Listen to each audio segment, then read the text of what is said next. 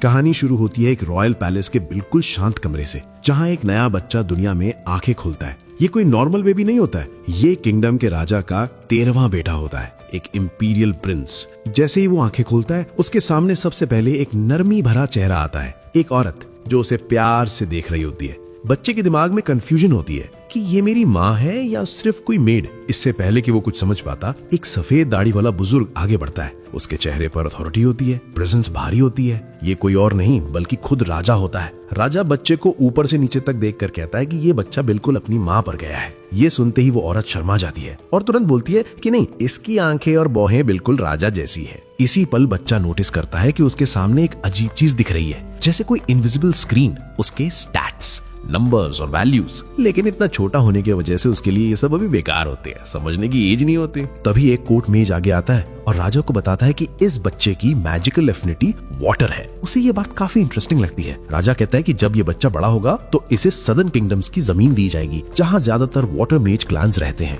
वहाँ ये सब पर इंसाफ के साथ रूल करेगा। राजा फिर कोर्ट मेज को बोलता है कि स्टैट्स भी चेक करे। जैसे ही स्टैट्स सामने आते हैं, पूरा कोर्ट एकदम शांत हो जाता है। एक पल के लिए जैसे हवा भी रुक जाती है। राजा खुद अपनी आंखों पर भरोसा नहीं कर पाता। कोर्ट में से कोई जोर से बोल पड़ता है, ये चमत्कार है। और फिर पूरा हॉल वही शब्द रिपीट करने लगता है। बच्चा खुद अपने स्टैट्स दोबारा देखता है और तब उसे रियलाइजेशन होती है, उसके स्टैट्स SS रैंक वाटर मेज के होते हैं, और वो भी जन्म के समय। ऐसा कभी सुना ही नहीं गया था। टाइम फास्ट फॉरवर्ड होता है, 6 साल बीत जाते हैं। अब वो बच्चा एक हेल्दी यंग लैड बन चुका होता है। इन 6 सालों में उसने किंगडम के बारे में काफी कुछ सीख लिया होता है। किंगडम काफी समय से शांत होता है, ना कोई वॉर, ना कोई बड़ा कॉन्फ्लिक्ट। राजा लोगों के बीच काफी पॉपुलर होता है और उसके बेटे भी नोबल्स और पब्लिक दोनों में पसंद किए जाते हैं। लेकिन ये छोटा प्रिंस पॉलिटिक्स या पावर गेम्स में बिल्कुल इंटरेस्टेड नहीं होता, क्योंकि इन 6 सालों में उसने अपने बारे में एक डेंजरस सीक्रेट डिस्कवर कर लिया होता है। एक ऐसी एबिलिटी जिसके बारे में कोई और नहीं जानता। ये प्रिंस अपने सबऑर्डिनेट्स का XP लीच कर सकता है। सीधी भाषा में, जितने ज्यादा लॉयल मेड्स और सर्वेंट्स उसके अंडर होंगे, उतना ही ज्यादा वो स्ट्रॉन्ग होता जाएगा। इसका मतलब ये भी होता है कि जहां बाकी लोग 11 कैप से बंधे होते हैं, ये लड़का थियोरेटिकली इनफिनाइट रैंक अप कर सकता है। मतलब एक दिन ये दुनिया का सबसे पावरफुल मेज बन सकता है। सुबह का समय होता है। प्रिंस ब्रेकफास्ट के लिए डाइनिंग रूम में जाता है। खाना खाते हुए वो सोचता है कि अभी एज कम है,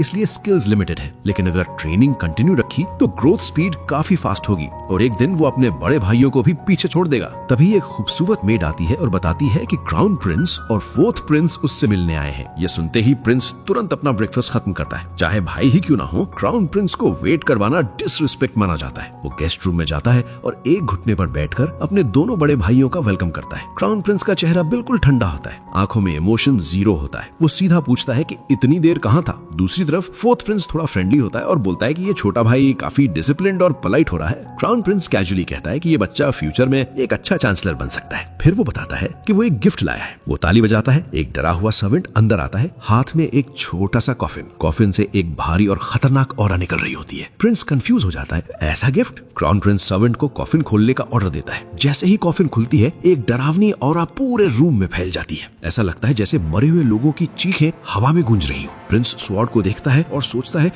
ये क्या था जो मैंने अभी महसूस किया? क्राउन प्रिंस उसे कहता है कि स्वॉर्ड उठाकर देखे। दिल से प्रिंस बिल्कुल नहीं चाहता, लेकिन रॉयल ऑर्डर को मना नहीं कर सकता। वो स्वॉर्ड को धीरे से पकड़ता है। स्वॉर्ड उसके छोटे से शरीर के लिए काफी बड़ी होती है, फिर भी वो उसे संभाल लेता है। क्राउन प्रिंस मुस्कुरा कर बताता है कि ये स्वॉर्ड स्पेशली वाटर मेजेस के लिए बनाई गई है। इसका नाम लेवायथन होता है। वो रिवील करता है कि इससे पहले 120 लोग इसे पकड़ने की कोशिश कर चुके थे और कोई भी जिंदा नहीं बचा। ये सुनते ही प्रिंस ऑलमोस्ट स्वॉर्ड गिरा देता है। 4th प्रिंस तुरंत बोलता है कि टेंशन मत ले, अगर स्वॉर्ड ने इसे एक्सेप्ट नहीं किया होता तो ये टच करते ही मर जाता है। मतलब स्वॉर्ड ने इसे चूज किया है। दोनों बड़े भाई उठकर चले जाते हैं। प्रिंस झुककर खड़ा रहता है, लेकिन उसके दिमाग में सिर्फ एक ही बात चल रही होती है। उसका अपना भाई उसकी जान के साथ टेस्ट कर रहा था, लेकिन वो ये बात कभी बोल नहीं सकता। शाम का समय होता है। प्रिंस सोने की तैयारी कर रहा होता है। तभी वो नोटिस करता है कि एक मेड काफी टेंस लग रही है।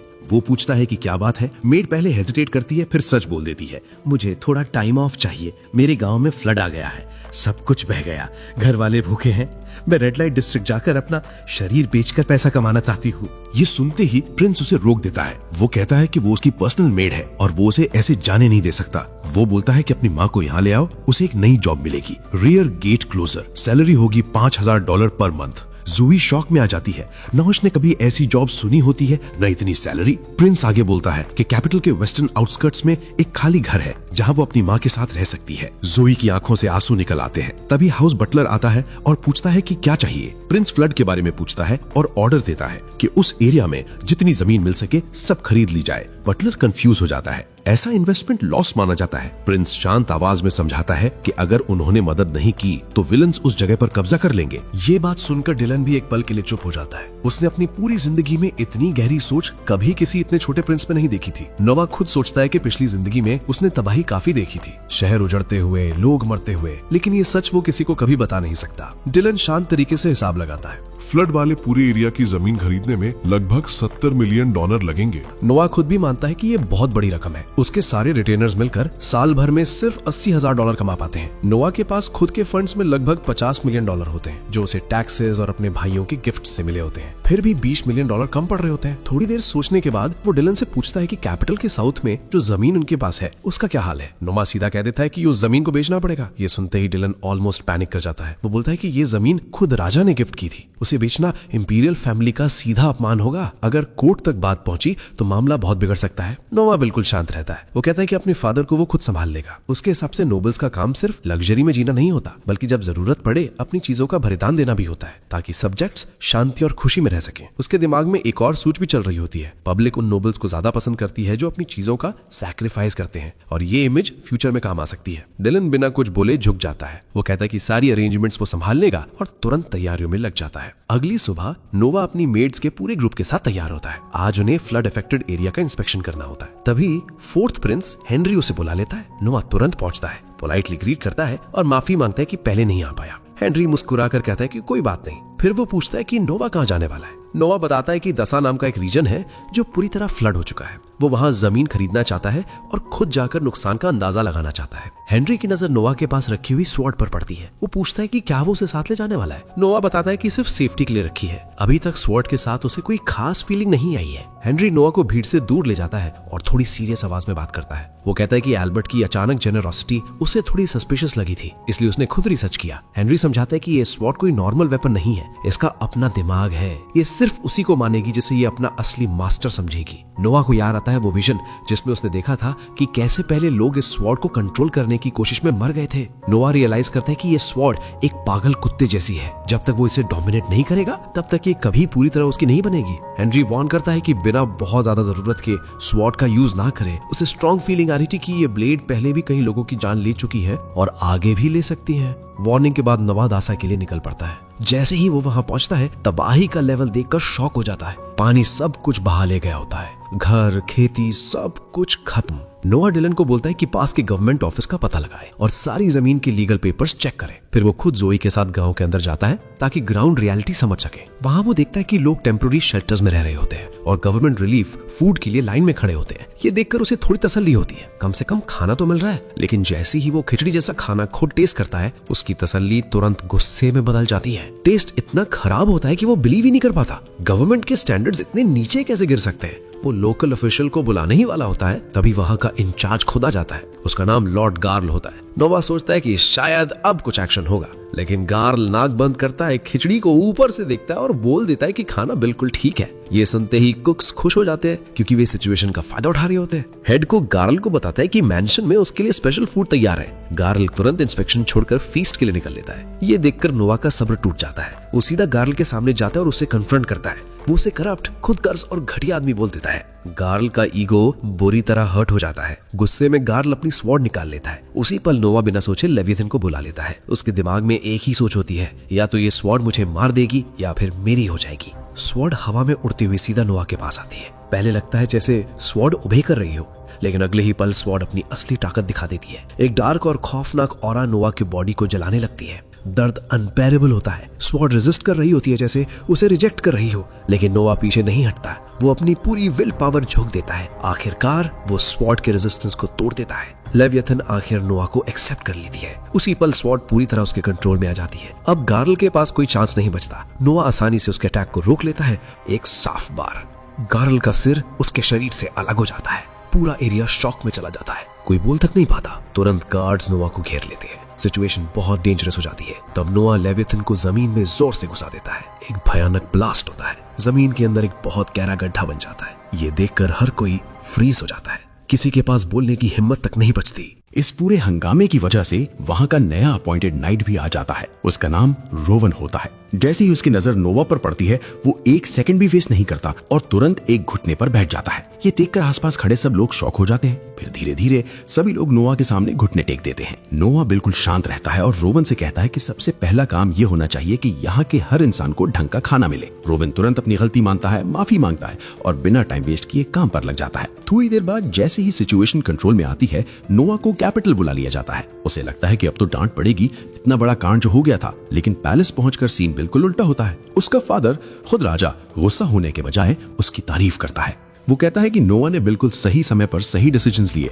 फिर राजा उसके स्टैट्स दोबारा चेक करता है और नोटिस करता है कि पिछली बार से वो और भी ग्रो हो चुके हैं। राजा नोवा को थैंक्स बोलता है और कहता है कि फ्यूचर में भी किंगडम चलाने में उसकी मदद चाहिए होगी। ये सुनकर नोवा समझ जाता है कि उसकी वैल्यू अब सिर्फ एक छोटे प्रिंस की नहीं रही। कुछ दिन बीत जाते हैं और नोवा कैपिटल में ही रुकता है। ये शहर पूरे किंगडम का दिल होता है, सबसे ज्यादा प्रॉस्पेरस जगह। हर तरफ टैलेंटेड लोगों का आना जाना लगा रहता है। नोवा का प्लान क्लियर होता है, ऐसे लोगों को ढूंढना जो उसके काम आ सके ताकि उसकी अपनी ग्रोथ और तेज हो। उसकी नजर सबसे पहले एक लड़की पर पड़ती है जिसके बारे में काफी बस चल रहा होता है। बोला जाता है कि वो एक एक्स्ट्राऑर्डिनरी सिंगर है और एक राइजिंग टैलेंट है। उसका नाम एली होता है। जैसे ही वो गाना शुरू करती है, नोवा एकदम चुप हो जाता है। उसकी आवाज सीधे दिल को छू लेती है। नोवा ऑब्जर्व करता है कि टेक्निकली शायद वो सबसे बेस्ट सिंगर ना हो, लेकिन उसकी आवाज में एक बात क्लियर होती है, उसे अपना काम सच में पसंद है, उसमें पैशन होता है। नोवा सोचता है कि सही ट्रेनिंग और सपोर्ट मिले तो ये लड़की काफी आगे जा सकती है। लेकिन परफॉर्मेंस खत्म होने से पहले ही कुछ गुंडे थिएटर में घुस आते हैं। वे स्टेज की तरफ बढ़ते हुए चिल्लाते हैं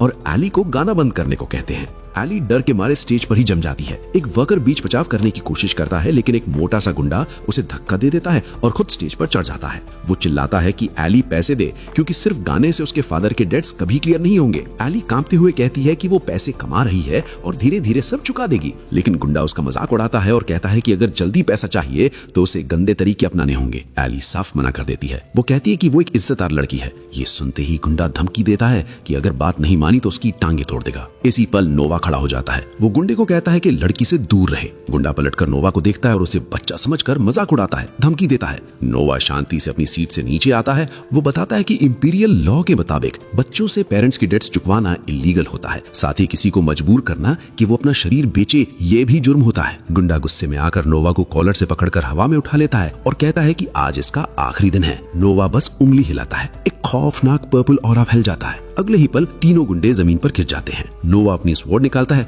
और उस मोटे गुंडे की तरफ पॉइंट करता है। सिचुएशन समझते ही गुंडे जान बचाकर भाग जाते हैं। जुई तुरंत इंजर्ड वर्कर के पास जाकर उसे संभालती है। नोवा वर्कर से कहता है कि अगर वो लोग दोबारा आए तो सीधे उसके पास भेज देना। जुई अपना विजिटिंग कार्ड देता है। वर्कर जब कार्ड पढ़ता है तो उसके पैरों तले जमीन खिसक जाती है। उसे पता चलता है कि ये लड़का कोई नॉर्मल बच्चा नहीं बल्कि किंगडम का प्रिंस है। नोवा ये सब इग्नोर करता है और सीधे एली से पूछता है कि उसके मंथली खर्चे कितने होते हैं। थोड़ी सोच के बाद एली बताती है कि माँ के इलाज और घर के खर्चे मिलाकर लगभग $600। नोवा बिना हिचकिचाहट के कहता है कि वो उसे $2500 पर मंथ देगा ताकि वो सिर्फ अपनी सिंगिंग पर फोकस कर सके। जैसे जैसे वो इम्प्रूव करेगी, सैलरी भी बढ़ेगी। एली शॉक में आ जाती है। नोवा उसे कहता है कि पहले परफॉर्मेंस कंप्लीट करे, वो पूरा गाना सुनना चाहता है। शाम को जब नोवा घर लौटता है तो एंट्रेंस पर उसे वही गुंडे दिखते हैं जो दोपहर में भाग गए थे। वे जमीन पर झुककर माफी मांग रहे होते हैं। अब उन्हें समझ आ चुका होता है कि वो किससे पंगा लिए बैठे थे। नोवा उनकी तरफ देखता तक नहीं। वो मेड को कहता है कि उन्हें भगा दे। एक प्रिंस के पास इतना टाइम नहीं होता कि जब कोई चाहे तब आकर मिल ले। तभी हेनरी भी वहां जाता है। वो कहता है कि नोवा ने बिल्कुल सही किया। अगर वो हर किसी से मिलता रहेगा तो अपनी अथॉरिटी खुद ही कम कर देगा। नोवा समझाता है कि सिर्फ अथॉरिटी का ही रीजन नहीं है। वो चाहता है कि गुंडे समझें कि वो अभी भी उनसे गुस्सा है। इसी डर की वजह से वे एली के पास दोबारा जाने की हिम्मत नहीं करेंगे। हेनरी पूछता है कि ये लड़की कौन है जिसके लिए नोवा इतना सोच रहा है। नोवा कहता है कि वो एक टैलेंटेड सिंगर है और फ्यूचर में किंगडम के लिए एक एसेट बन सकती है। हेनरी मुस्कुराता है। वो कहता है कि नोवा उम्र में छोटा है लेकिन सिचुएशंस को बिल्कुल अडल्ट जैसे समझता है। फिर वो अपने छोटे भाई गैरी से कंपैरिजन करता है जो नोवा की एज का होते हुए भी काफी इमेच्योर है। नोवा पोलाइटली कहता है कि गैरी भी धीरे धीरे सब समझ जाएगा, लेकिन दिल ही दिल में नोवा जानता है कि हेनरी और गैरी रियल ब्रदर्स हैं, सेम मदर के, जबकि वो खुद अलग माँ से है। हेनरी फिर बात स्वॉर्ड पर ले आता है। वो मानता है कि उसे पहले यकीन नहीं था, लेकिन नोवा ने सच में लिवाइथन को मास्टर कर लिया है। हेनरी थोड़ा कंफ्यूज होकर पूछता है कि इतनी बड़ी स्वॉर्ड नोवा कैरी कैसे करता है। नोवा खड़ा होता है और बिना किसी ड्रामा के अपनी मैजिक एक्टिवेट करता है। अगले ही सेकंड लिवाइथन हवा में अपीयर हो जाती है, सीधा उसके सामने। हेनरी एकदम शॉक हो जाता है। उसके लिए ये पहली बार है जब कोई चीज लिटरली हवा से निकाल के दिखा रहा हो। वो थोड़ा ऑकवर्ड सा जोक करता है, पूछता है कि सॉर्ड कहाँ छुपा कर रखता है और क्या दर्द होता है। नोआ बस साय करता है और कामली समझाता है कि ये कोई वियर्ड जगह नहीं है। वो सॉर्ड को मैजिक से श्रिंक कर देता है, बिल्कुल छोटी सी बनाकर, और फिर उसे अपनी स्लीव के अंदर हाइड कर लेता है। हेनरी एक सेकंड के लिए चुप हो जाता है, फिर सीधा कुर्सी पर बैठ जाता है जैसे उसके पैरों से ताकत निकल गई हो। वो बोलता है कि ये सॉर्ड 200 साल से नेशनल ट्रेजर के साथ बंद थी, लिखी हुई हिस्ट्री में किसी ने भी इसे कभी कॉन्कर नहीं किया। और नोआ बिना ज्यादा एफर्ट के उस रात नोआ एक सेलिब्रेशन में जाने के लिए निकलता है। रास्ते में वही गुंडे अभी भी जमीन पर पड़े होते हैं। मोटा गुंडा फिर से भड़क जाता है, चिल्लाता है कि वो उसे कहीं भी मार सकता है और प्रिंस होने का घमंड ना दिखाए। नोआ कोई जवाब नहीं देता, बस स्वॉर्ड से थोड़ी सी एनर्जी रिलीज करता है, सिर्फ एक हिंट। अगले ही पल मोटा गुंडा फिर से घुटनों पर आ जाता है, सांस भी ठीक से नहीं ले पाता। नोआ बिना देखे कैरेज में बैठ जाता है। कैरेज एक ग्रैंड मैंशन के बाहर रुकती है। अंदर से एक बुजुर्ग आदमी नोआ का वेलकम करता है। बॉल रूम में जैसे ही पता चलता है कि 13वां प्रिंस आ गया है, पूरा हॉल बस करने लगता है। होस्ट स्वॉर्ड के बारे में पूछता है। नोआ कैजुअली बोल देता है कि ये एक लेजेंडरी ब्लेड है जो उसे क्राउन प्रिंस से गिफ्ट में मिली है। ये सुनते ही लोग इंप्रेस हो जाते हैं। क्राउन प्रिंस का पर्सनल गिफ्ट ये कोई छोटी बात नहीं होती। तभी भीड़ में से एक आदमी जिसका ईगो काफी फ्रेजाइल होता है, जोर से बोल देता है कि ये स्वॉर्ड फेक भी हो सकती है, रेप्लिका टॉय। उसे अंदाजा भी नहीं होता कि पूरा रूम उसे सुन रहा है। बॉल रूम बिल्कुल शांत हो जाता है, सबकी नजर नोआ पर। वो आदमी पसीने में भीग जाता है। नोआ कुछ भी नहीं करता, उंगली तक नहीं हिलाता, लेकिन लिवायतन से एक मौत जैसी ऑरा निकलती है और पूरा हॉल कवर हो जाता है। सब लोग जैसे ट्रांस में चले जाते हैं। नेक्स्ट सेकंड नोआ स्वॉर्ड को रुकने का ऑर्डर देता है और गायब। होस्ट गहरी सांस लेते हुए बोलता है कि अभी सब लोगों ने मौत को थोड़ा और करीब से महसूस किया। थोड़ी देर बाद नोआ एक छोटे से थ्रोन पर बैठता है। लोग एक एक करके आते हैं, झुकते हैं, फेवर मांगते हैं। नोआ के लिए ये सब काफी बोरिंग होता है। तभी एक ब्लॉन्ड आदमी आता है, अपना नाम बताता है और साथ में अपनी अडॉप्टेड बेटी सिंडी को इंट्रोड्यूस करता है। लड़की नोआ को देखकर थोड़ी अलर्ट हो जाती है। नोआ पूछता है कि अडॉप्शन कैसे हुआ। आदमी बताता है कि वो लड़की को स्लेव मार्केट चलाया था, लेकिन उसमें विल पावर थी, इंटेलिजेंस थी और सीखने की स्पीड भी, इसलिए उसने उसे अपनी बेटी बना लिया। नोआ को ये स्टोरी पसंद आती है। वो दोनों को अपने मैंशन आने का इन्विटेशन देता है। आदमी काफी खुश हो जाता है क्योंकि पूरी भीड़ में सिर्फ उसे ही एक्नॉलेज किया गया था। बाहर आकर नोआ बताता है कि असल रीजन कुछ और था। सिंडी समहाउ उसकी पावर को सेंस कर पा रही थी। वो थोड़ी सी स्वॉर्ड एनर्जी रिलीज करता है। सिंडी तुरंत पलट के सराउंडिंग्स चेक करती है,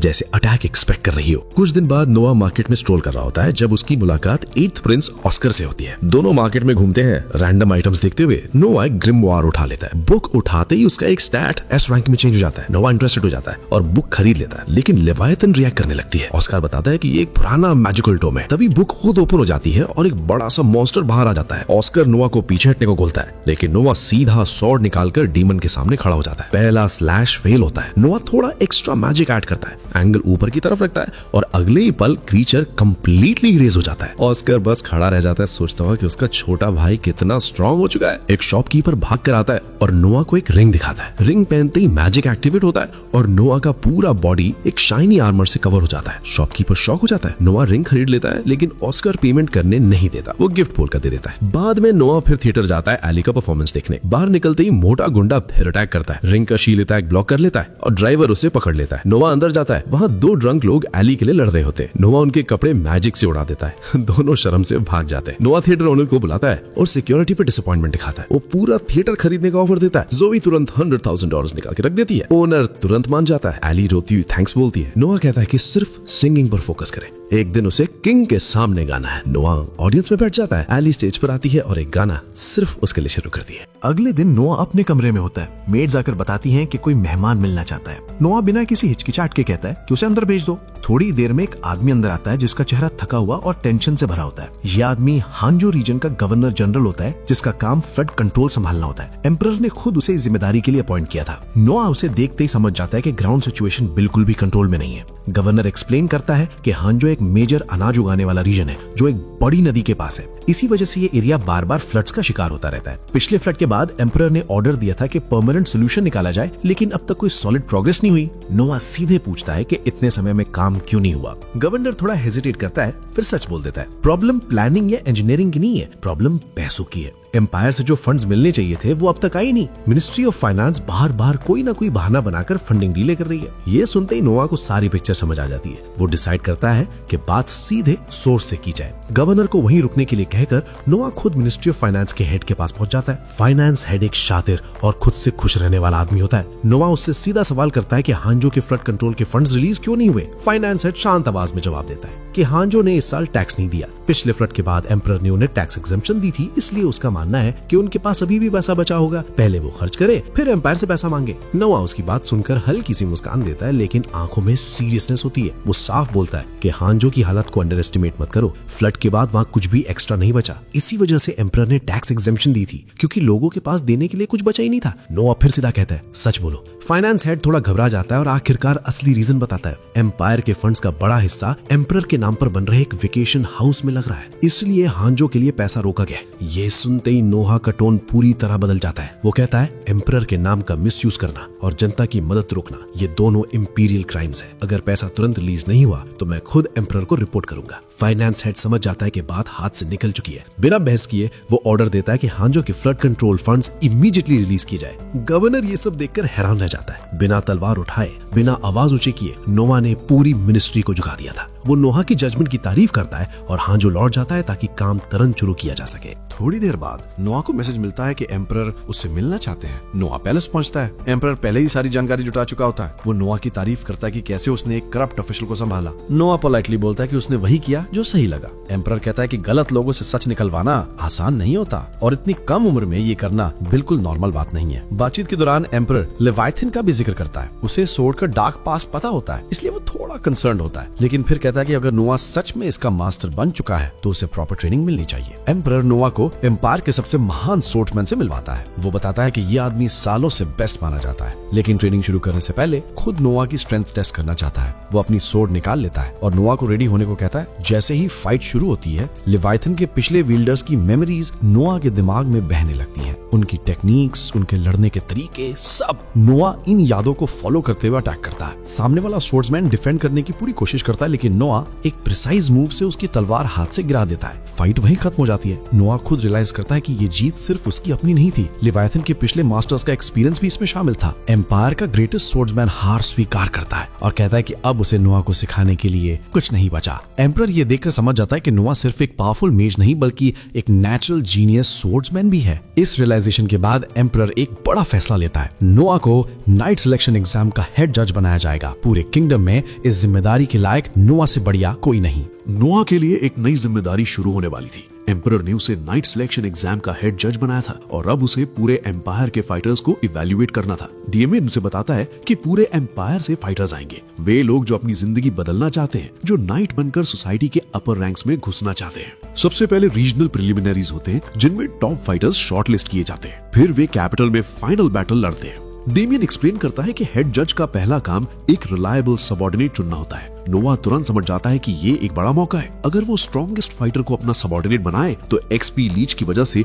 उसके खुद के स्टैट्स टर्बो स्पीड से बढ़ेंगे। अब डिसीजन कंपटीशन फॉर्मेट पर आता है। डेमियन कहता है कि पूरा स्ट्रक्चर हेड जज ही डिसाइड करेगा। नोआ सोचता है कि रीजनल प्रिलिमिनरीज में अनफेयरनेस बहुत होती होगी, हो सकता है बेस्ट फाइटर्स कभी कैपिटल तक पहुंच ही ना पाए। इसलिए नोआ रिक्वेस्ट करता है कि रीजनल एलिमिनेशंस कैंसिल करे, सारे कैंडिडेट सीधे कैपिटल में ही कॉम्पीट करें, जहां वो खुद उन्हें जज करेगा। बाद में जोई बताती है कि डोसो रीजन हर साल सिर्फ एक कैंडिडेट भेज पाता है, क्योंकि उनके पास ट्रैवल और रहने का खर्चा तक नहीं होता। नोआ ये सुनकर तुरंत डिसाइड करता है कि अगर पैसा प्रॉब्लम है तो वो खुद पे करेगा। वो ऑर्डर देता है कि डोसो के जितने फाइटर्स आना चाहे उनका सारा खर्चा वो हैंडल करेगा। वो डिलन को कमांड देता है कि कैपिटल में जितनी भी खाली घर है उन्हें परचेज कर लो। साथ ही मर्चेंट्स को बताया जाए कि एक मैसिव क्राउड सिटी में आने वाला है और उन्हें अभी से प्रिपरेशन शुरू करनी होगी। फिर वो बायरन से मिलता है, एक मर्चेंट जिसे वो पहले ही हायर कर चुका था। नोआ देखकर हैरान हो जाता है कि बायरन की सर्विसेज सरप्राइजिंगली सस्ती हैं। जब वो पूछता है क्यों, तो बायरन वो टिपिकल प्रिंस हैं, आपको रिस्पेक्ट देता हूं वाली लाइन बोलता है। लेकिन नोआ तुरंत समझ जाता है कि ये छोटा कारण है। इस एम्पायर में कोई मर्चेंट फ्री में मेहरबानी नहीं करता। नोआ सीधा सवाल पूछता है, तुम्हें क्या चाहिए? बायरन पहले तो शॉक हो जाता है, फिर सच्चाई एक्सेप्ट कर लेता है। वो बताता है कि पैलेस जॉब एग्जाम में एक लड़की को सिलेक्ट करवाना चाहता है। लड़की टैलेंटेड है, बस थोड़ा सपोर्ट चाहिए। ग्रेटिट्यूड में वो गिफ्ट्स भी भेज चुका है। नोआ का रूल सिंपल होता है, रिकमेंडेशन तभी मिलेगी अगर लड़की में सच में पोटेंशियल हो। बायरन खुशी से एग्री कर लेता है। फिर वो रिक्वेस्ट करता है कि क्या वो अपने स्टोर के सामने नोआ का क्रेस्ट लगा सकता है। ये डायरेक्ट सिग्नल होता है, बायरन नोआ का सबऑर्डिनेट बनना चाहता है। नोआ वार्न करता है, एक रूल है, धोखा दिया तो मौत समझ लो। बायरन बिना सोचे एक्सेप्ट कर लेता है। उस रात नोवा कैरेज में बैठकर अपने स्टैट्स चेक करता है। बायरन को सबऑर्डिनेट बनाने के बाद कुछ स्टैट्स इंक्रीज दिखे, लेकिन एक चीज उसे डिस्टर्ब कर देती है, उसकी वाटर अवेलेबिलिटी एकदम से गिर गई। नोवा तुरंत समझ जाता है कि ये तभी पॉसिबल है जब अल्डारिया रीजन में कोई बड़ी प्रॉब्लम चल रही हो। वो पैलेस जाता है और एम्परर को रिपोर्ट करता है कि अल्डारिया में कुछ गड़बड़ हुई है। एम्परर हैरान हो जाता है कि नोवा को कैसे पता लगा। तभी एक सर्वेंट पसीने पसीने भागते हुए आता है। अल्डारिया में रिबेलियन शुरू हो गया है। एम्परर नोवा से पूछता है कि उसके हिसाब से रिबेलियन कितना बड़ा होगा। नोवा कामली सोचता है और स्टैट्स ड्रॉप को एनालाइज करके कहता है छोटा होगा। एम्परर कंफर्म करता है अभी तक लगभग 5000 रिबेल्स। एम्परर पूछता है कि क्या नोवा खुद रिबेलियन हैंडल करना चाहता है। नोवा ऑनेस्टली कहता है कि अभी सोल्जर्स उसकी कमान नहीं मानेंगे, वो उम्र में छोटा है, इसलिए वो सजेशन देता है कि हेनरी को कमांडर बनाया जाए क्योंकि वो सबसे प्रैक्टिकल और स्टेबल है। एम्परर तुरंत अप्रूव कर देता है। नोवा और हेनरी कैरेज में ट्रैवल कर रहे होते हैं। तभी लेवायथन एक हैवी वाइब्रेशन जैसी वार्निंग भेजती है, डेंजर इनकमिंग। नोवा ड्राइवर को रुकने का ऑर्डर देता है। वो हेनरी को रिस्क में नहीं डालना चाहता, इसलिए कैरेज से कूदकर बाहर आ जाता है। अटैकर्स पानी के मैजिक से नोवा को एक वाटरी प्रिजन में ट्रैप कर देते हैं। उनका मकसद क्लियर होता है, यंग प्रिंस को एलिमिनेट करना। लेकिन नोवा शांति से मैजिक फोकस करता है और ट्रैप को डस्ट की तरह तोड़ देता है। अटैकर्स ब्लेड और वाटर स्पेल से जानलेवा स्ट्राइक्स ट्राई करते हैं, लेकिन नोवा उन्हें बिना मेहनत के एक एक करके गिरा देता है। उनका लीडर डिसबिलीफ में कहता है, एक बच्चे ने हम सबको हरा दिया। हेनरी कैरेज से निकलकर पूरा सीन देखता है और शॉक हो जाता है कि नोवा ने सब कुछ कितनी आसानी से हैंडल कर लिया। वो कहता है कि इंटेरोगेशन का चांस चला गया। नोवा रिवील करता है कि सब अटैकर्स जिंदा हैं, उसने सिर्फ लेवायथन की ऑरा से उन्हें बेहोश किया था। अगले दिन नोवा बायरन से मिलता है और बताता है कि अल्डारिया में रेबेलियन चल रहा है। ये इन्फॉर्मेशन बहुत सेंसिटिव होती है, इसलिए नोवा उसे स्ट्रिक्ट वार्निंग देता है कि एक भी शब्द लीक हुआ तो कॉन्सिक्वेंसेस हैवी होंगे। नोवा का प्लान सिंपल लेकिन जीनियस होता है। अल्डारिया की सबसे स्ट्रॉन्ग फोर्स कैवलरी है। अगर उनके घोड़ों का फीड ही खत्म कर दिया जाए तो उनकी पूरी आर्मी कोलैप्स हो जाएगी। नोवा ऑर्डर देता है कि अल्डारिया का सारा हॉर्स फीड सीक्रेटली बाय कर लिया जाए। बायरन ओवरवेल्म्ड हो जाता है नोवा की शार्प माइंड से। वो कहता है कि वो मिशन तुरंत शुरू करेगा। नोवा सोचता है कि जब हेनरी बैटलफील्ड में घुसेगा तो ये प्लान उनके फेवर में जबरदस्त काम करेगा।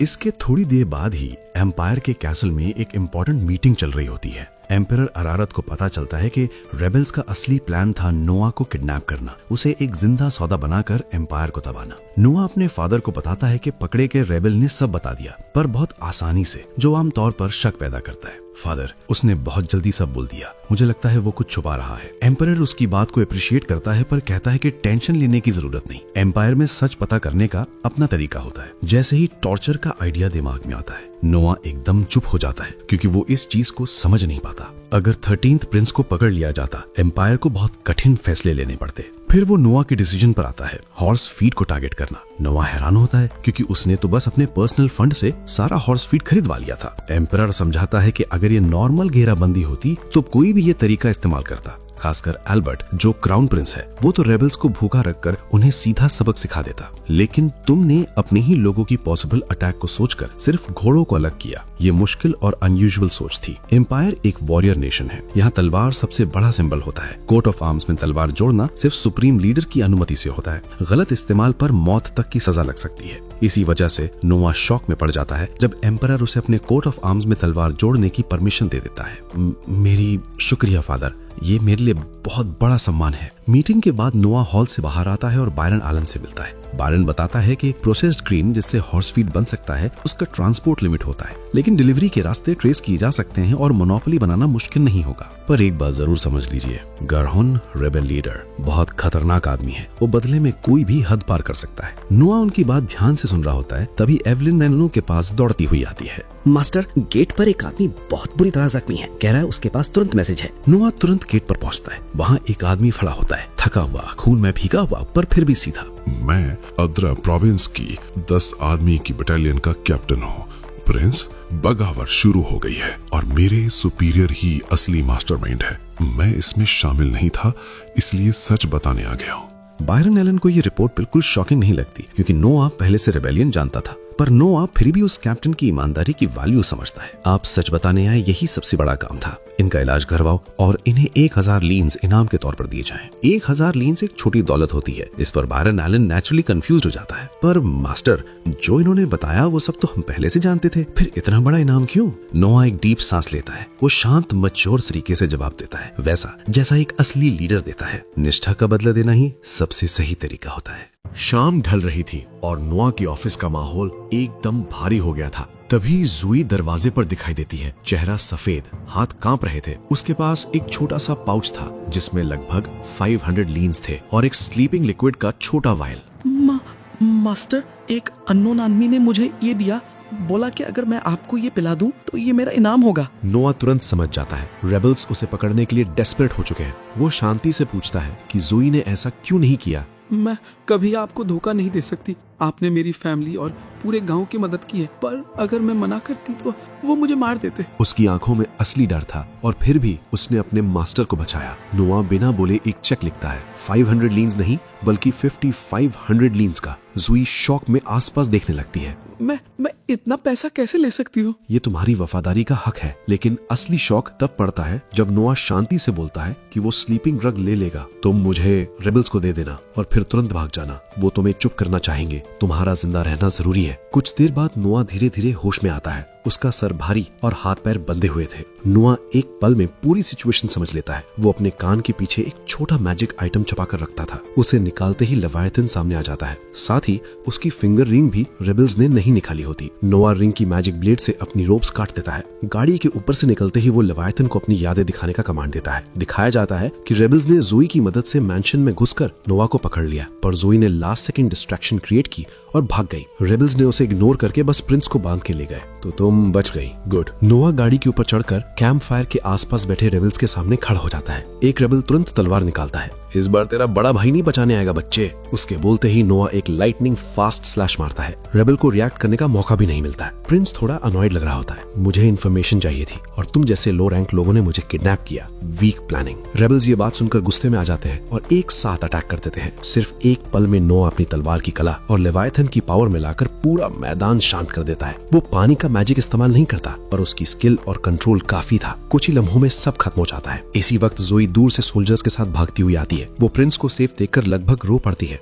मास्टर, मैं डर के बारे बिना देखे नहीं रह सकती थी। मैंने तुम्हें भागने को कहा था। इंपीरियल सोल्जर्स डेड रेबल्स को देखकर स्टन थे। उनको लगता है ये सब नोआ ने अकेले किया। प्रिंस कैप्टन को डेड बॉडी संभालने का ऑर्डर देता है। कैप्टन एक डेड रेबल की तलवार उठाने जाता है। नोआ तुरंत चिल्लाता है, उसे मत छूना। सब पीछे हट जाते हैं। तलवार से काली घनी हवा मियां आजमा निकलना शुरू हो जाती है। नोआ समझ जाता है ये वही कर्स्ड डैगर है जिसका रेबल जिक्र कर रहे थे। उसका हेटेड इतना स्ट्रॉन्ग था कि ऑरा महसूस हो रहा था। लेवायथन अपना मैजिक एक्टिवेट करता है और एक पिच ब्लैक ऑरा आसमान में शूट करता है। वो ऑरा मुड़कर सीधे कारहून रेबल लीडर तक पहुंचता है जहां वो छुप कर बैठा था। अगली सुबह नोआ को फिर से एम्परर के कोर्ट में बुलाया जाता है। एम्परर अरारत सब जानता होता है कैसे रेबल लीडर रात को एक अजीब पानी के शाफ्ट से मारा गया। नेचुरली उनके हिसाब से ये नोआ और उसकी मैजिक सोर्ड का काम था। Well done my son. नोआ अंदर ही अंदर सोचता है कि वो लेवायथन का लॉन्ग रेंज स्ट्राइक था जिससे उसने कर्स्ड डैगर की नेगेटिविटी को मारकर बनाकर टारगेट किया। अल्मीरिया के रेबल्स बिना लीडर के गिर गए और हेनरी फोर्थ प्रिंस ने उन्हें पूरी तरह दबा दिया। कुछ ही दिन बाद थ्रोन रूम में सब नोबल्स इकट्ठा होते हैं। एम्परर ऑर्डर देता है कि रेबिलियन प्लान करने वालों की पूरी फैमिली को सजा दी जाए। पशु तैयार रखे जाएं। एक बहुत ही कठोर पनिशमेंट। सब नोबल्स हाँ में हाँ मिलाते हैं। तभी नोआ आगे बढ़ता है। पूरा हॉल एकदम शांत हो जाता है क्योंकि 13th प्रिंस एम्परर के फैसले को चैलेंज कर रहा था। योर मैजेस्टी, मेरी एक बात सुन लीजिए। थ्रोन रूम एकदम साइलेंट हो गया था। एम्परर अरारत का चेहरा सख्त था और वो एक शब्द में एक्सप्लेनेशन मांगते हैं। नोआ सीधे उनकी आंखों में देखकर शांति से जवाब देता है, पनिशमेंट हमेशा इंपीरियल लॉ के हिसाब से होनी चाहिए। गद्दारी के लीडर को सर काटने की सजा मिलती है। उनके 3rd डिग्री तक के रिश्तेदार और साथ देने वाले लोगों को फांसी और बाकी लोगों को उनके इन्वॉल्वमेंट के लेवल के हिसाब से सर कलम करना। कानून क्लियर है योर मैजेस्टी। ये सुनते ही हॉल में हल्की सी फिजूल हलचल होती है। एक छोटा बच्चा अपने एम्परर फादर को लॉ समझा रहा था, पर नोआ के लिए ये सिर्फ रीजन था। अगर एम्परर खुद ही कानून तोड़े तो एम्पायर में सिर्फ अफरा तफरी ही फैलती। अगर हम लॉ इग्नोर करेंगे तो एम्पायर अपनी नींव खो देगा। कृपया आप अपना फैसला एक बार दोबारा सोच लें। एम्परर कुछ सेकंड्स तक चुप रहते हैं। तुम सही हो, धन्यवाद, पर सजा छोटी नहीं होगी। मैक्सिमम सजा ही लगेगी जब तक वो लॉ के अंदर है। सारा हॉल एकदम स्टंट था। एक 13 ईयर ओल्ड ने एम्परर का फैसला बदल दिया। इस सब में एम्परर अरारत को एक बात और समझ आती है, अगर नोआ ने बीच में बोलकर रोक ना दिया होता तो उनके फैसले पर हमेशा एक दाग लग जाता। इसलिए मैं तुम्हें एक नई उपाधि देता हूँ। अगर कोई नकारात्मक रिमार्क होता या स्कोल्डिंग होती तो कोई भी प्रिंस एम्परर को रोक सकता था, पर नोआ में एक रेयर क्वालिटी थी, डायरेक्शन।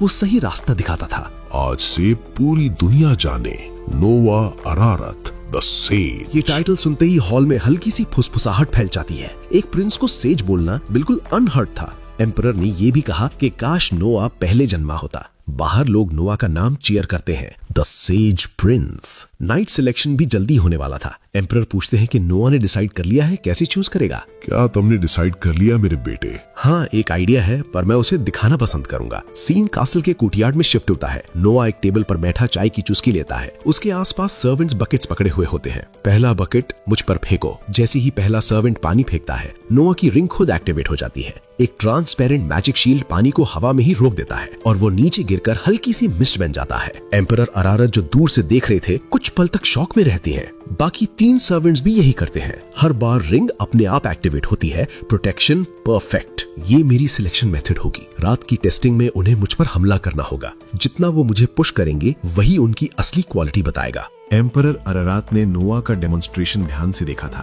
तुरंत समझ आ गया कि ये मेथड सिलेक्शन प्रोसेस को ज्यादा आसान और हैंडल करने लायक बना देगा। अटैक को एब्जॉर्ब करने का काम रिंग करेगी और नोआ को पूरी रात कैंडिडेट्स टेस्ट करने में दिक्कत नहीं होगी। लेकिन रिस्क भी बिल्कुल क्लियर था। अगर कोई बहुत स्ट्रांग हुआ तो प्रोटेक्शन टूट भी सकता है। मैं जानता हूँ योर मैजेस्टी, और तैयार भी हूँ। एम्परर ने अपने बेटे की आंखों में वो भरोसा देखा जो किसी वॉरियर में बहुत रेयर होता है। उन्होंने कुछ और नहीं पूछा। उनका ट्रस्ट नोआ की समझ पर पक्का था। As expected from the new sage, तुम्हारी सोच बिल्कुल अलग है। देर शाम पैलेस के एक ज्यादा सुनसान हिस्से में प्रधानमंत्री नॉइज हिल एम्परर के साथ चल रहे होते हैं। उनके चेहरे पर थोड़ी चिंता होती है। योर मैजेस्टी, पब्लिक के सामने ये कहना थोड़ा रिस्की था कि आप चाहते थे नोआ पहले पैदा होता। एम्परर हल्का सा मुस्कुराते हैं। इसमें प्रॉब्लम क्या है? उस लड़के ने मुझे अनमोल सलाह दी और बिना बैटलफील्ड पर गए दुश्मन के लीडर को खत्म कर दिया। ऐसा पहले कभी नहीं हुआ। नॉइज हिल चुप हो जाता है। एम्परर आगे चलकर एक बड़े सी सीढ़ियों वाले एरिया में रुकते हैं। ऊपर एक पुराना सा कॉफिन रखा हुआ था, भारी, सील्ड और एक अजीब सा ऑरा छोड़ता हुआ। क्रूज,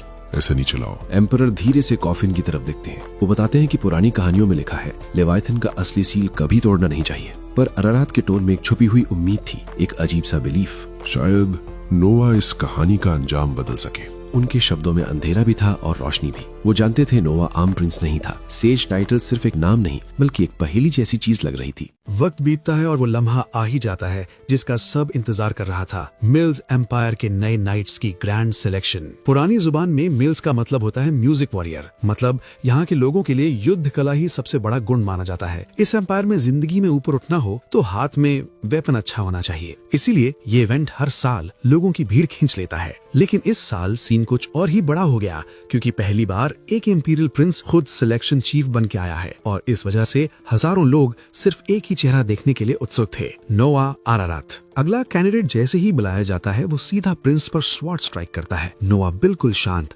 हाथ में चाय पकड़े हुए अपने मैजिक एक्सेसरी की शील्ड में घिरा रहता है। चाहे अटैकर कितनी बार दे, शील्ड बिल्कुल नहीं टूटता। आखिर में कैंडिडेट की खुद की तलवार ही क्रैक होकर टूट जाती है। दूर से ये सब देखते हुए एम्परर के लिए सिर्फ एक ही चीज इंपॉर्टेंट थी, रिजल्ट। उनके लिए ये दिन सिर्फ एक काम के लिए होता है, नए नाइट्स का चुनाव। और एम्परर अरारत बस देखना चाहते थे कि उनका बेटा किसे चुनेगा। अगला कैंडिडेट आता है और इस बार वो फायर स्पेल छोड़ देता है। आग की भयानक लपटें नोआ के आसपास घूमने लगती हैं। लोगों की सांसें अटक जाती हैं। लेकिन फिर एक दूसरा मैजिक शील्ड एक्टिवेट होता है और फायर का कोई असर नहीं होता। सूरज ढलने को है और अभी तक कोई खास टैलेंट नहीं मिला। ये थोड़ा परेशान कर रहा है। दिन का आखिरी पार्टिसिपेंट स्टेज पर आता है, एक आर्मर पहनी हुई वॉरियर जो गहरी सांसें लेकर अपनी घबराहट को रोकने की कोशिश कर रही है। कुछ पल बाद वो तेजी से प्रिंस की तरफ थ्रस्ट करती है और इस बार तलवार मैजिक शील्ड के अंदर घुस जाती है। वॉरियर तलवार को और ज्यादा ढकेलते हुए पूरा शील्ड तोड़ देती है। टुकड़े हवा में बिखर जाते हैं। फोर्स ज्यादा लगने के चक्कर में उसकी ब्लेड नोआ के बाजू को छू जाती है। 2 गार्ड्स तुरंत उसे पकड़ने आते हैं, लेकिन नोआ उन्हें रोक देता है और सीधा कैंडिडेट का नाम पूछता है। मेरा नाम शर्ली ग्रैंस है। सर झुकाए सजा का डर पर फिर सबको हैरान करते हुए नोआ घोषणा करता है, शर्ली ग्रैंस अप्रूव्ड। कुछ देर बाद नोआ अपने घर में शर्ली से मिलता है। वो पूछता है कि ये खूबसूरत आर्मर क्या उसका है। शर्ली बताती है कि ये उसके खानदान का विरासती सामान है। पर मुझे समझ नहीं आया, मुझे अप्रूव क्यों किया? मैंने तो बड़ी गलती कर दी। तुमने इंपीरियल प्रिंस को इंजर किया है, हाँ, लेकिन अटैक करने का का ऑर्डर मैंने ही दिया था। प्रिंस हीरो से कहता है एक बार और अटैक करो। वॉरियर फिर से सांस स्टेबल करके थ्रस्ट करती है। शील्ड एक्टिवेट होता है, लेकिन इस बार शील्ड टूटने का कोई भी साइन नहीं होता। अगर मैं रोकना चाहता तो तुम मुझे छू भी नहीं पाती। पहली बार मैंने खुद को हिट होने दिया था। नोआ समझाता है कि एक नाइट की बुनियाद होती है ऑर्डर्स की वैल्यू, और शर्ली ने दोनों बार बिना हिचकिचाहट ऑर्डर फॉलो किया। इसी वजह से वो उसे नाइट बनाने लायक समझता है। मैं अपनी पूरी वफादारी आपको समर्पित करती हूँ योहानस। शर्ली की ड्रामेटिक लॉयल्टी देखकर नोआ मुस्कुराता है और उसका स्टेटस चेक करता है। यहाँ वो देख पाता है कि शर्ली का एबिलिटी ग्रोथ इस साल सबसे ज्यादा हुआ है। इसी बीच रूम का दरवाजा खुलता है। जोई एक कोड डॉक्टर के साथ आती है, गुड डॉग क्लोए। वो आज नोआ का जख्म देखने आए हैं। इतना भी सीरियस नहीं था, पर ठीक है, चेक कर लो। ये कैसा ठीक कर रहे हो? अब हमारे गांव में तो किसी डॉक्टर को मैंने कभी नहीं देखा। शर्ली हैरान थी, क्योंकि उसके गांव में बीमारियों से निपटने का तरीका बिल्कुल अलग था। वहाँ गांव का एल्डर बस दुआ करता है और कहता है कि बीमारी भाग जाएगी। गरीब इलाकों में ये काफी कॉमन होता है। नोआ कुछ पल सोचता है और फिर एक फैसला लेता है, सीधा और साफ। शले, मेरा पहला ऑर्डर, अपने गांव के इंटेलिजेंट बच्चों को यहाँ लाओ। वो कहता है कि सारा खर्च नोआ खुद उठाएगा, ताकि कल को यही बच्चे डॉक्टर बनके अपने गांव को संभाल सके। ये सब मेरे गांव के लिए। आंखों में आंसू, आवाज में ग्रेटिट्यूड, लेकिन नोआ उसे एटिकेट याद दिलाता है। नाइट हो, ज्यादा झुकना मना है। अगले दिन शर्ली अपनी आर्मर पहनकर नीचे आती है। हॉलवे में जोई मिल जाती है। कैसी रही रात? आराम से सोई? नहीं, रूम अभी नया सा लग रहा है। दोनों वॉक करते हुए सर्वेंट्स मैंशन के आसपास का माहौल देखते हैं। शर्ली को हर चीज अजीब लग रही थी। एक प्रिंस के घर में इतनी सिंप्लिसिटी अनयूजुअल थी। रास्ते में कुछ मेड्स एक गर्म गॉसिप में लगी थी, प्रिंस की फ्यूचर वाइफ कौन होगी। पर वो तो सिर्फ 6 साल का है। एक मेड सजेस्ट करती है कि लेडी अल्मीरिया की अटेंडेंट सही मैच हो सकती है। सब अग्री करते हैं, बस जोई को ये बात बेकार लगती है। दूर से एक और मेड बोलती है कि प्रिंस की पॉपुलैरिटी इतनी बढ़ चुकी है कि उसके घर के आसपास नए कैफेज तक खुल गए हैं, सिर्फ इस उम्मीद में कि लोग उन्हें देख सके। इवन एवेलिन कहती है कोई प्रिंस नोआ जैसा काइंड नहीं है। फिर वो जोई को छेड़ती है, क्यों तुमने मैजिक सीखना शुरू किया? मास्टर को एक्स्ट्रा सेफ रखने के लिए? नहीं, मैं सिर्फ अपनी ड्यूटी अच्छे से करना चाहती हूँ। थोड़ी शर्मिंदगी के साथ जोई वहाँ से निकल जाती है। बाद में नोआ को रोवन ग्रीन सिलेक्शन की रिपोर्ट्स देता है। कमांडर कहता है कि नए रिक्रूट्स फर्स्ट रेट निकले और प्रिंस के मेथड की वजह से नाइट कॉप्स बहुत ग्रेटफुल है। सबको मेरी तरफ से फॉर्मल थैंक्स भेज दो। उसके बाद वो शर्ली से कहता है कि रोवन को बाहर तक स्कॉट करे। अब समझ आया तुमने मुझे शर्ली के साथ क्यों भेजा। वो जाने से पहले कहता है एक ग्रेट पर्सन को फॉलो करने में कोई गलती नहीं, जब तक तुम मेहनत करना नहीं छोड़ती। रात को नोआ अपने घर में एक पार्टी होस्ट करता है। आलिची अपने गाने परफॉर्म कर रही होती है। गेस्ट्स में बायरन एलन और उसकी बेटी सिंडी भी होती है। नाइट सिलेक्शन की सक्सेस को सेलिब्रेट करने के लिए ये इवेंट सबके लिए है, सभी को इंक्लूड होना चाहिए। जैसे ही नोआ अपनी बात पूरी करता है, अलीची अपना गाना खत्म करती है और नोआ सबसे पहले ताली बजाकर उसे थैंक्स देता है। बाकी गेस्ट्स भी उसके बाद अपलॉज में शामिल हो जाते हैं। इसी बीच जोई मास्टर के पास आती है, हाथ में एक लेटर लेकर जो उनके नाम पर था। जोई थोड़ी देर हिचकिचाई थी, जैसे इसमें कुछ गलत होने का एहसास हो। नोआ भीड़ से थोड़ा दूर जाकर शांति से लेटर खोलता है। पत्र किसने भेजा ये लिखा ही नहीं था। जोई बताती है कि गेट गार्ड ने कहा जिसने दिया वो तुरंत भाग गया। क्या मैं कुछ मदद कर सकती हूँ योर हाइनेस? लेविथन अपनी शीट के अंदर हल्की सी कंपकपी दिखाता है, पर नोआ शांत रहता है। सब ठीक है, बस एल्मीरिया के बचे हुए रेबल्स अभी भी रास्ते से भटक रहे हैं। उसके हिसाब से जिसने लेटर भेजा है वो शायद उन्हीं में घुसा हुआ सोल्जर होगा जो पहले भी रिबेलियन की वार्निंग देने आया था। वो सच में वफादार लग रहा था। शायद उसने रिवॉर्ड भी वापस कर दिया हो, लेकिन नोआ को सबसे बड़ी फिक्र थी अगर वो आदमी पकड़ा गया तो उसे किसी भी वक्त मार भी दिया जा सकता है। मेरा भाई हेनरी अभी भी एल्मीरिया में ही है, मैं उसे रोकने के लिए तुरंत मैसेंजर भेजूंगा। कुछ दिन बाद एक और लेटर आता है। इस बार नोआ के चेहरे पर अफसोस दिखाई देता है। सोल्जर पकड़ा गया और उसे वही टॉर्चर झेलना पड़ा जिसका डर नोआ को था। काश उसने मुझसे बात की होती। ये राज छुपाने की कीमत उसने बहुत महंगी चुकाई। वो जिंदा तो है क्योंकि हेनरी की ट्रूप्स ने उसे रेस्क्यू कर लिया, लेकिन बेहोशी में है। नोआ इसे अपनी जिम्मेदारी मानता है। ऐसा मत कीजिए योर हाइनेस, ये आपकी गलती नहीं थी। बिल्कुल नहीं, उस आदमी ने अपनी मर्जी से रिस्क लिया था। लेकिन नोआ कहता है कि अगर वो पहले समझ जाता तो ये सब रुक सकता था। जैसे उसके पिता ने कहा था, इन्फॉर्मेशन भी एक शक्ति है। जोई, एल्मीरिया से कांटेक्ट करो, जितना खर्च हो सब डॉक्टर्स सब मेडिसिन इस्तेमाल करो। उस आदमी को हर हाल में जिंदा रहना चाहिए। ऑर्डर देने के बाद नोआ सोचता है एक लॉयल आदमी की जिंदगी एक इन्फॉर्मेशन से कहीं ज्यादा कीमती होती है। कुछ वक्त बाद नोआ अपनी नाइट के साथ बाजार में चल रहा होता है। शर्ली हर दुकान हर स्टॉल को आंखों में जैसे पहली बार देख रही होती है। यहाँ तो सब कुछ इतना अलग लग रहा है। मैं अपने भाई हेनरी के लिए गिफ्ट लेने आया हूँ। रिबेलियन में उसने बहुत मदद की। दोनों एलन बार्ड्सले की दुकान पर पहुंचते हैं। प्रिंस को नए नए महंगे एक्सेसरीज दिखाए जाते हैं, इतने शानदार कि शर्ली बोल भी नहीं पाती। लेकिन नोआ की नजर एक चीज पर टिकती है, एक क्लॉथ से ढकी हुई आइटम। जैसे ही कपड़ा हटाया जाता है एक खूबसूरत ग्लास स्टैचू सामने आती है, जिसे देखकर रूम में एक चुप्पी सी फैल जाती है। ये लिंजी की बनाई हुई मास्टरपीस है। ये टेक्निक अब खो चुकी है और सिर्फ 2 वाइटल्स बचे हैं। तभी शॉप का दरवाजा खुलता है। 8th इंपीरियल प्रिंस ऑस्कर अर्रात अंदर आता है। वो जैसे ही स्टैचू देखता है उसकी आंखें पहचान लेती हैं। लिंजी का काम, मेरे पास इसका दूसरा पीस है। ये सुनकर सब जड़ हो चुके थे, लेकिन नोआ सीधा जाकर स्टैचू को उठाता है और जमीन पर पटक देता है। ग्लास का अनमोल टुकड़ा हजारों पीसेस में टूटकर बिखर जाता है। योर हाइनेस, बहुत ही शांत चेहरे के साथ नोआ उसे और ज्यादा पैसा दे देता है और कहता है, एक अफवाह फैला दो कि दूसरा स्टैचू एक्सीडेंट में टूट गया। स्मार्ट मूव, एक ही पीस बचा तो वैल्यू स्काई रॉकेट हो जाएगी। ये इनसाइड मुझे तो अडल्टहुड के बाद समझ आई। ऑस्कर निकल जाता है और नोआ को अब फिर एक नया गिफ्ट ढूंढना पड़ता है। एलन खुशी से फूला नहीं समाता क्योंकि आज का दिन उसके लिए सोना उगल रहा था। शाम ढलने लगती है। शॉप से निकलते हुए नोआ नोटिस करता है कि शर्ली अभी भी किसी सोच में डूबी हुई है। क्या सोच रही हो? बस जब से मैं आपके साथ हूँ हर चीज मुझे हैरान कर देती है। आज भी रीजन समझ आया, पर वो स्टैचू, वो तो एक अनइमेजिनेबल ट्रेजर था। मेरे लिए वो सिर्फ एक चीज थी। असली ट्रेजर तो वो लोग हैं जो अपनी जान रिस्क में डालकर इन्फॉर्मेशन लाते हैं, जो मेहनत करते हैं, जो वफादार है। और वह शर्ली की तरफ देखकर हल्का सा मुस्कुराता है। और तुम भी उन्हीं ट्रेजर्स में से एक हो। ये सुनते ही शर्ली का दिल जोर से धड़कने लगता है, जैसे उसकी लॉयल्टी और मजबूत हो गई हो। मैं जिंदगी भर आपके साथ रहूंगी योर हाइनेस। नोआ के दिमाग में एक ही बात चल रही थी, बड़े होने तक और ज्यादा ट्रेजर इकट्ठे करने होंगे, क्योंकि एक दिन एक चोर आएगा और वो उन सबको चुरा ले जाएगा। नोआ की जीनियस प्रिंस वाली जिंदगी यूं ही चलती रहती है और देखते ही देखते 6 साल का लंबा वक्त किसी पलक झपकने जैसे बीत जाता है। अब नोआ 12 साल का हो चुका है और ये यंग प्रिंस नए चैलेंजेस और बड़े मौकों के लिए बिल्कुल तैयार है। एक सुबह नोआ अकेले ब्रेकफास्ट टेबल पर बैठा होता है जहां जोई उसे सर्व कर रही है, पर नोआ का ध्यान वहां खड़ी एक नई मेड जिगी पर जाता है जो बड़ी हैरानी से खिड़की के बाहर ताक रही है। नोआ उससे पूछता है कि क्या उसे कोई परेशानी है, जिस पर वो बताती है कि उन लोगों की भीड़ खत्म ही नहीं हो रही जो प्रिंस के बर्थडे गिफ्ट्स लेकर आए हैं। 3 दिन बीत जाने के बाद भी ये सिलसिला जारी है। नोआ समझ जाता है कि ये नई मेड इतनी हैरान क्यों है। तभी जोई उसे बताती है कि पिछले साल तो ये सिलसिला पूरे 1 हफ्ते तक चला था। ये सुनकर तो जिगी के होश ही उड़ जाते हैं। नोआ उसे समझाता है कि ये सिर्फ गिफ्ट्स लेना नहीं है, बल्कि हर एक गिफ्ट और उसे भेजने वाले की एक डिटेल लिस्ट बनानी पड़ती है, जो कोई आसान काम नहीं है। इसलिए उसने अपनी सबसे भरोसेमंद मेड आइवेलिन को इस काम पर लगाया है ताकि वो खुद सुकून से रह सके। ब्रेकफास्ट खत्म करने के बाद नोआ सीधे मिनिस्ट्री ऑफ मिलिट्री अफेयर्स के हेडक्वार्टर्स निकल जाता है, क्योंकि एम्परर ने खुद उसे वहां काम करने का जिम्मा सौंपा है। वहां पहुंचकर वो मिलिट्री अफेयर्स के मिनिस्टर के कमरे में जाता है, जो कोई और नहीं बल्कि 4th प्रिंस हेनरी हैं। हेनरी और एक नाइट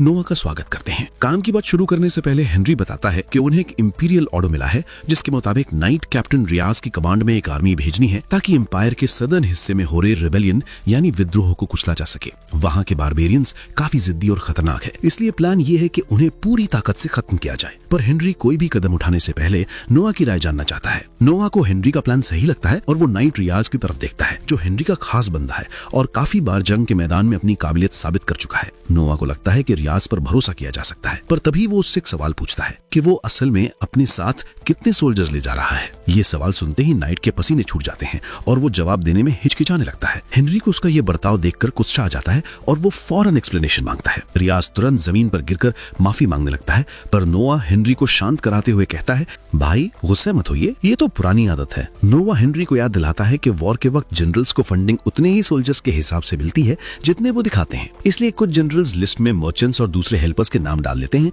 ताकि ज्यादा पैसा मिल सके, जिसे वो अपनी जेब में रख सके। रियाज फिर से माफी मांगता है, पर नोआ दोनों को थोड़ा चिल करने के लिए कहता है। वो रियाज से कहता है कि अगर वो आर्मी की मदद के लिए एक्स्ट्रा लोग रखना चाहता है तो ये उसका हक है और वो फंडिंग से थोड़ा हिस्सा अपने लिए भी रख सकता है। हेनरी को भी एहसास होता है कि अगर वो नॉन सोल्जर्स को रजिस्टर करते हैं तो दुश्मन को लगेगा कि उनकी आर्मी बहुत बड़ी है, जिससे वो डर जाएंगे। हेनरी नोवा की तारीफ करता है कि कैसे उसने न सिर्फ घोटाला पकड़ा बल्कि उसका एक पॉजिटिव साइड भी ढूंढ निकाला। कैप्टन रियाज, मुझे सच बताइए, कितने फेक सोल्जर्स रजिस्टर किए हैं आपने? प्रिंस, तकरीबन 2000। नोवा उसे ऑर्डर देता है कि वो फौरन उन 2000 की जगह असली सोल्जर्स को भर्ती करे। रियाज के पास हाँ कहने के अलावा कोई रास्ता नहीं होता। इसके बाद नोवा फाइनेंस मिनिस्ट्री के लिए एक नोट लिखता है और रियाज से कहता है कि ये उन्हें दे देना। इससे उसे 2000 सोल्जर्स के बराबर पैसा मिसलेनियस खर्चों के नाम पर मिल जाएगा, जिसे वो खुद रख सकता है। कैप्टन को समझ नहीं आता कि करप्शन के बावजूद उसे इनाम क्यों मिल रहा है। ये पैसा तुम्हारा है, पर बदले में मुझे एक फ्लॉलेस विक्ट्री चाहिए, एक भी गलती नहीं होनी चाहिए। हेनरी काफी इंप्रेस होता है कि कैसे नोआ अपने लोगों को मोटिवेट करने के लिए हर तरह का रास्ता अपना रहा है। जब वो दोनों घर वापस जा रहे होते हैं, हेनरी नोआ से पूछता है कि क्या उसने अब तक कभी असली जंग नहीं देखी। नोआ हाँ कहता है और अपने स्टैट्स देखता है,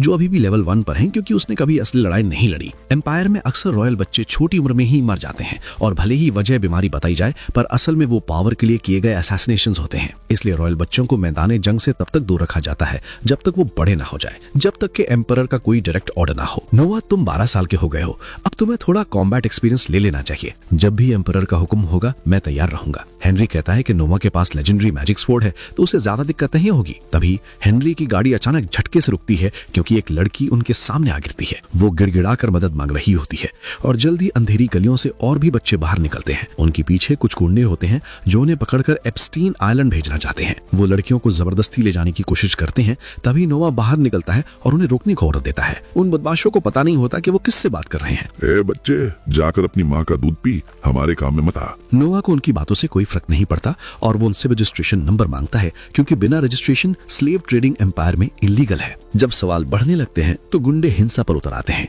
नोवा बिना वक्त गंवाए लवियाथिन को समन करता है और एक ही पल में अपनी स्वॉर्ड से उन्हें ढेर कर देता है बिना उन्हें मारे। वहां मौजूद लोग उसकी स्किल देखकर तंग रह जाते हैं, हालांकि वो उसे पहचान नहीं पाते। नोवा बच्चों को तसल्ली देने के लिए उनकी तरफ बढ़ता है कि तभी अंधेरे से कमजोर सा बूढ़ा आदमी निकलकर उसका स्वागत करता है। वो खुलेआम ऐलान करता है कि वही इस स्लेव ट्रेडिंग का मास्टरमाइंड है और नोवा को धमकी देता है कि उससे पंगा न ले क्योंकि उसके पीछे फर्स्ट प्रिंस गिलबर्ट का हाथ है। नोवा समझ जाता है कि ये पुराना खिलाड़ी जरूर कोई बड़ा शातिर होगा जो इतने यकीन से बात कर रहा है। वो सोचता है कि अब इस सिचुएशन को हैंडल कैसे किया जाए। बूढ़ा आदमी उसे कहता है कि लड़कियों को यहीं छोड़ दो और ऐसे प्रिटेंड करो जैसे कुछ देखा ही नहीं। पर नोवा समझौता करने वालों में से नहीं था। वो हेनरी से पूछता है कि क्या वो इस आदमी को जानता है, पर हेनरी साफ इंकार कर देता है। नोवा भी कहता है कि वो इसे नहीं जानता और जैसे ही वो बूढ़ा कुछ भूलने की कोशिश करता है, नोवा लिव्याथिन की कर्व एनर्जी का इस्तेमाल करके उसे बेहोश कर देता है। फिर नोवा जोर से चिल्लाकर कहता है कि आजकल कोई भी ऐरा गैरा फर्स्ट प्रिंस का नाम लेकर घूम रहा है। वो कहता है कि आम लोग शायद धोखा खा जाएं, पर वो और उसका भाई नहीं, और सब लोग नोवा की बात पर यकीन करने लगते हैं। नोवा उन मासूम बच्चों को अपने घर ले जाने का फैसला करता है ताकि उन्हें थोड़ा सुकून मिल सके। हेनरी नोवा की समझदारी को देखकर काफी प्रभावित होता है। नोवा उसे समझाता है कि अगर ये लोग सच में गिलबर्ट के लिए काम कर रहे थे तो वो उन्हें मार तो नहीं सकता था, पर एक प्रिंस होते हुए वो इलीगल स्लेव ट्रेडिंग को इग्नोर भी नहीं कर सकता था। इसलिए उसने उन्हें फेक करार दे दिया और गिलबर्ट के पास भेज दिया, जो अपनी इज्जत बचाने के लिए खुद ही उन्हें रास्ते से हटा देगा। भाई, अगर मैं उन्हें वहां सजा देता तो बात बढ़ जाती। अब गिलबर्ट खुद ही अपने सबूत मिटा देगा। उसी शाम जब नोवा और हेनरी डिनर कर रहे होते हैं तभी बटलर एक जरूरी खबर लेकर आता है। फर्स्ट प्रिंस गिलबर्ट का एक संदेश आया जिसमें उसने नोवा का शुक्रिया अदा किया है कि उसने उन धोखेबाजों को पकड़ा जो प्रिंस का नाम इस्तेमाल कर रहे थे। गिलबर्ट ने यह भी बताया कि वो उन्हें अदालत भेजने की तैयारी कर रहा था, पर उन सब ने जहर खाकर अपनी जान दे दी। सबको पता है कि यह सच नहीं है। गिलबर्ट ने खुद उन्हें हमेशा के लिए खामोश कर दिया है। हेनरी बताता है कि गिलबर्ट एक बहुत ही अय्याश जिंदगी जीता है और बेहिसाब पैसा उड़ाता है, इसलिए जरूर वो ऐसे गलत धंधों में लिप्त होगा। सिर्फ पैसे उड़ाने के लिए कोई इतना बड़ा रिस्क नहीं लेता। ये स्लेव ट्रेड और एस्टेट्स तो सिर्फ एक पर्दा है, असल खेल कुछ और ही है। हेनरी हैरान रह जाता है कि कैसे उसके 12 साल के भाई ने इतनी गहरी साजिश का अंदाजा इतनी जल्दी लगा लिया। अगले दिन नोवा उन बच्चों से मिलता है जिन्हें उसने बचाया था और उन्हें बताता है कि अब वो आजाद है और अपने घर जा सकते हैं, पर बच्चे कहीं नहीं जाते। उनके चेहरों पर डर साफ दिखता है क्योंकि उनके घर वाले ने ही उन्हें बेचा था। नोवा को एहसास होता है कि अगर ये वापस गए तो इनका सौदा फिर से हो जाएगा, इसलिए उन्हें अपने पास ही रखने का फैसला करता है। वो बटलर को उनके रहने, काम और पढ़ाई का इंतजाम करने का हुक्म देता है। क्या आपने हमें खरीद लिया है? नहीं, तुम जब चाहो यहाँ से जा सकती हो, पर जब तक यहाँ हो मुझे गद्दारी पसंद नहीं। नोवा का मानना था कि लोग ही असली खजाना होते हैं और इसी सोच के साथ वो अपना एक पुराना सपना पूरा करने निकलता है। वो आइवलिन को अपने ऑफिस बुलाता है। आइवलिन को लगता है कि शायद गिफ्ट्स की लिस्ट के बारे में बात होगी, पर नोवा उसे एक एनवेलप थमा देता है। वो उसे नौकरी से निकाल रहा है, पर किसी गलती की वजह से नहीं, बल्कि उसे अपने जिले का मेयर बनाने के लिए। आइवलिन हैरान रह जाती है कि एक मेड से सीधे गवर्नमेंट ऑफिसर। आइवलिन, तुम बहुत समझदार हो। मेरे लिए चाय बनाना तुम्हारी टैलेंट की तौहीन है। जाओ और मेरे लिए उस शहर को संभालो। जल्द ही नोवा को एम्परर के दरबार में बुलाया जाता है। एम्परर ने सुना था कि कैसे नोवा ने गिलबर्ट की इज्जत बचाई थी। नोवा बड़ी सादगी से कहता है कि वो तो बस उन बच्चों को बचाना चाहता था, बाकी सब महज एक इत्तेफाक था। उसे पता है कि गिलबर्ट ने खुद ये बात एम्परर तक पहुंचाई होगी ताकि वो खुद मासूम दिख सके। एम्परर थोड़े गंभीर होते हैं और पूछते हैं कि ऐसे अपराधियों के लिए क्या सजा होनी चाहिए। कानून के हिसाब से उनके सरदार का दाहिना हाथ काट देना चाहिए और बाकी सबको आर्मी में भेज देना चाहिए। दरबार में हंसी मजाक का माहौल बनता है जब एम्परर कहते हैं कि अगर वो होते तो वो भेस बदल कर जाते और उनसे मार खाते ताकि उन्हें रंगे हाथों पकड़ सके। प्राइम मिनिस्टर मजाक में कहता है कि ये तो इंपीरियल फैमिली के खिलाफ जुर्म होता और उन्हें मौत की सजा मिलती, पर यहाँ नवाज सबको फैक्ट चेक कर देता है। वो कहता है कि अगर एम्परर भेस में है और गुंडे को पता ही नहीं कि सामने कौन है, तो कानूनी तौर पर यह सिर्फ एक साधारण अटैक यानी कि असॉल्ट माना जाएगा, ना कि इंपीरियल फैमिली के खिलाफ जुर्म। पूरे दरबार में सन्नाटा छा जाता है। नोवा को लगता है कि शायद उसने प्राइम मिनिस्टर को टोक कर गलती कर दी है, पर तभी एम्परर जोर से हंसने लगते हैं और प्राइम मिनिस्टर से कहते हैं कि वो शर्त जीत गए। असल में ये सब नोवा को परखने के लिए एक शर्त थी। नोवा, तुमने साबित कर दिया कि कानून की समझ तुमसे बेहतर किसी को नहीं है। आज से मैं तुम्हें मिनिस्टर ऑफ जस्टिस अपॉइंट करता हूँ। पूरा दरबार नोवा के नाम से गूंज उठता है। हेनरी के बाद नोवा दूसरा प्रिंस है जो इतनी कम उम्र में मिनिस्टर बना है। नोवा को समझ नहीं आता कि वो क्या रिएक्ट करे। उस रात जब वो अली का गाना सुन रहा होता है, उसका दिमाग अभी भी दरबार की बातों में उलझा होता है। उसे लग रहा है कि एम्परर के इस फैसले के पीछे कोई बहुत बड़ा और गहरा राज छुपा है, पर फिलहाल वो ओवरथिंकिंग छोड़कर उस पल को एंजॉय करने का फैसला करता है। वहीं दूसरी तरफ एम्परर को प्राइम मिनिस्टर से एक चिंताजनक रिपोर्ट मिलती है, जिसे वो फौरन सुलझाने का फैसला करते हैं, क्योंकि अब वक्त हाथ से निकलता जा रहा है। अगले दिन नोवा मिनिस्ट्री ऑफ जस्टिस की तरफ निकल पड़ता है, जो अब से उसका नया ऑफिस होने वाला है। शर्ली कैरेज का दरवाजा खोलती है और नोवा बड़े ही रौब के साथ उन एम्प्लॉइज के सामने से गुजरता है जो अपने नए नवेले मिनिस्टर का बेसब्री से इंतजार कर रहे थे। अपने ऑफिस पहुंचते ही वाइस मिनिस्टर वाइनी उसका स्वागत करता है। नोवा उसे देखकर सोचता है कि ये बंदा काफी काबिल और मेहनती होगा, जो इतनी छोटी उम्र में इस मुकाम तक पहुंच गया है। नोवा सीधा काम की बात पर आता है और वाइनी से अपने नए ओहदे यानी मिनिस्टर ऑफ जस्टिस की जिम्मेदारियों के बारे में पूछता है। वाइनी बताता है कि उसके दो मेन काम हैं। पहला, पूरे एम्पायर के अदालत का काम देखना, और दूसरा, बड़े और संगीन जुर्मों को हैंडल करना, बिल्कुल वैसे ही जैसे 6 साल पहले नोवा के इलाके में रिपेलियन हुई थी। वाइनी, क्या मुझे कभी कभी जज की कुर्सी पर भी बैठना पड़ेगा? जी प्रिंस, बड़े केसेस में फैसला आप ही को सुनाना होगा। इसके बाद नोवा एक ऐसा सवाल पूछता है कि वाइनी के होश उड़ जाते हैं। नोवा उससे बड़े आराम से पूछता है कि वो साल भर में कितनी रिश्वत यानी ब्राइब खा लेता है। वाइनी के पसीने छूटने लगते हैं और वो साफ इनकार कर देता है, पर नोवा उसे ठंडा करते हुए कहता है कि वो बस जानना चाहता है और ये बात इसी कमरे में रहेगी। नोवा का भरोसा जीतने के बाद वाइनी सच उगल देता है। वो बताता है कि वो बाकी करप्ट ऑफिसर्स जैसा नहीं है, इसलिए वो साल में मुश्किल से $1000 की रिश्वत लेता है, जबकि उसके नीचे काम करने वाले इससे 10 गुना ज्यादा लूट रहे हैं। वाइनी का अपना एक उसूल है, वो खून खराबे यानी मर्डर के केसेस में रिश्वत नहीं लेता, क्योंकि उसमें पकड़े जाने का डर होता है और दुश्मन भी खतरनाक हो सकते हैं। वो रिश्वत सिर्फ उन केसेस में लेता है जहां फैसला किसी भी तरफ झुक सकता हो।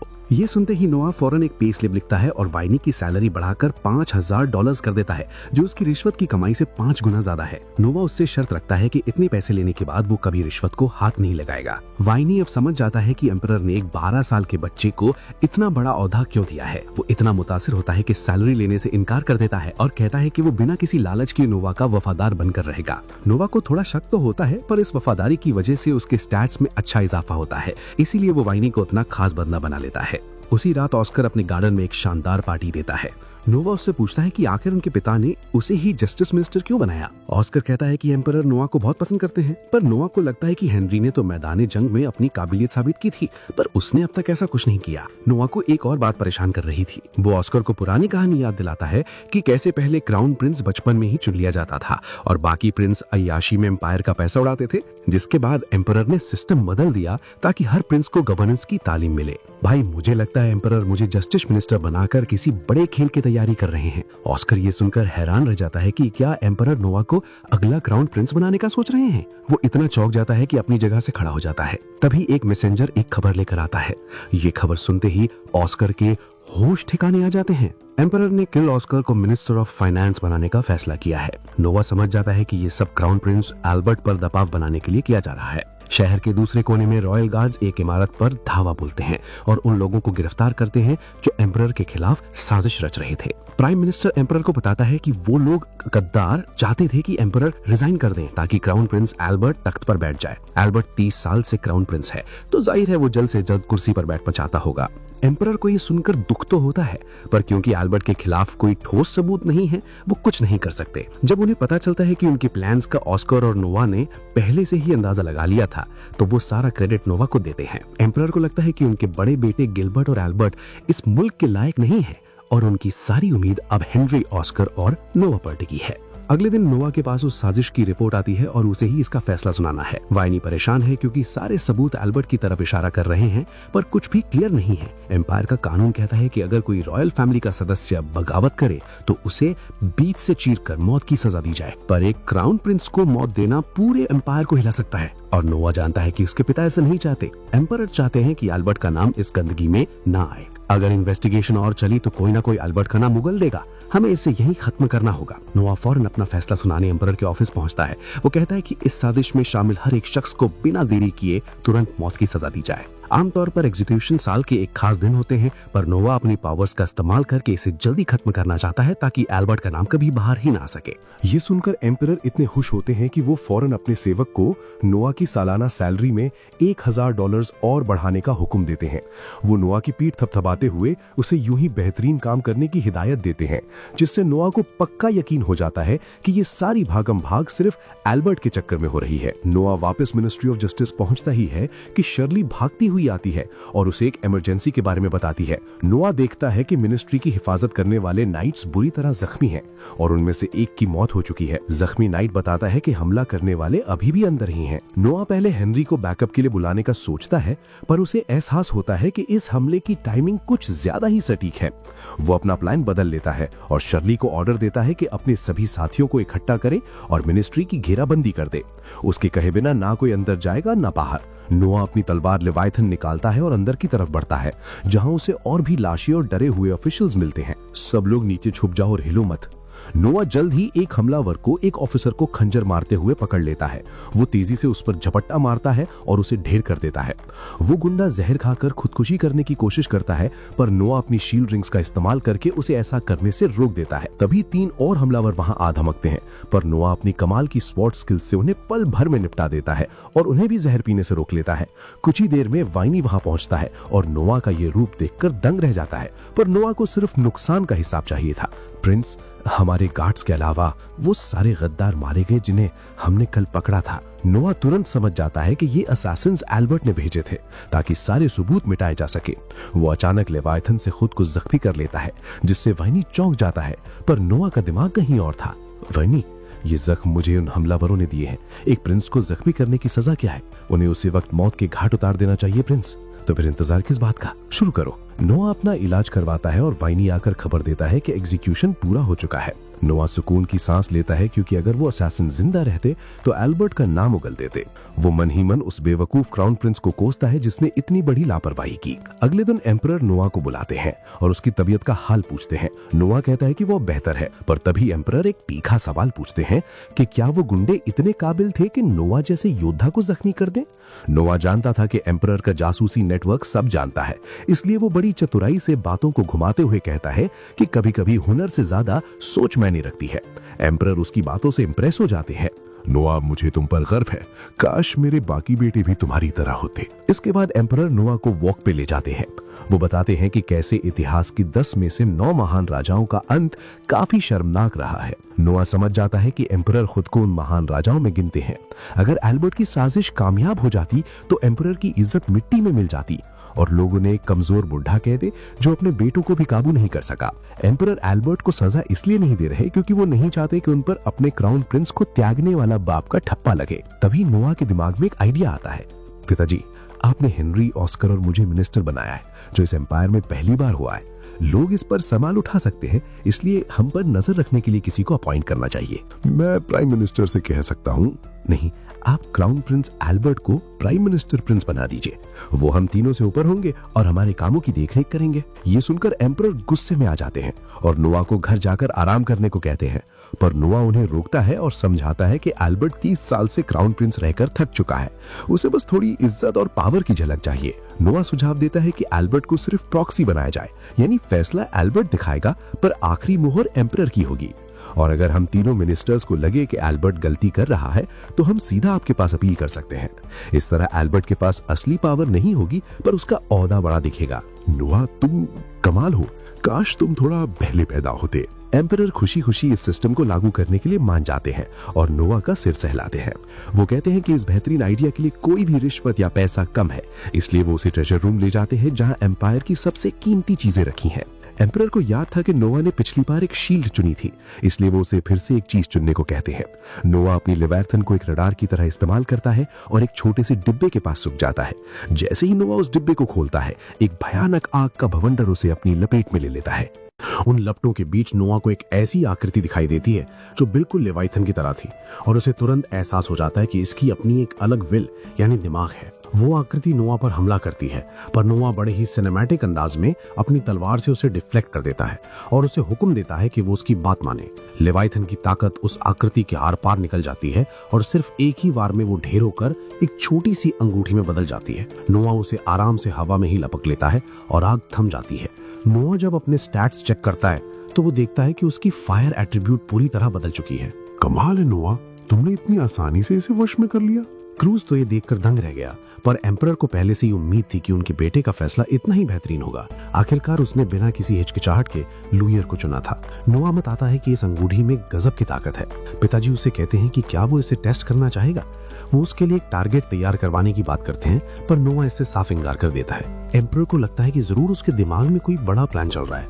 वो लोग तुरंत महल से बाहर निकलते हैं और वहां नोआ अपनी नई अंगूठी का इस्तेमाल करके खुद पर ही आग से हमला कर देता है। नोआ ये क्या कर रहे हो?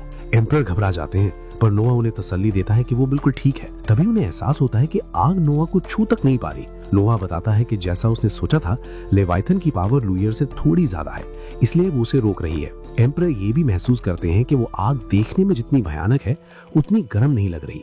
पर तभी नोआ उन्हें जमीन की तरफ देखने को कहता है। एम्परर देखते हैं कि जमीन पर एक गहरा गड्ढा हो गया है।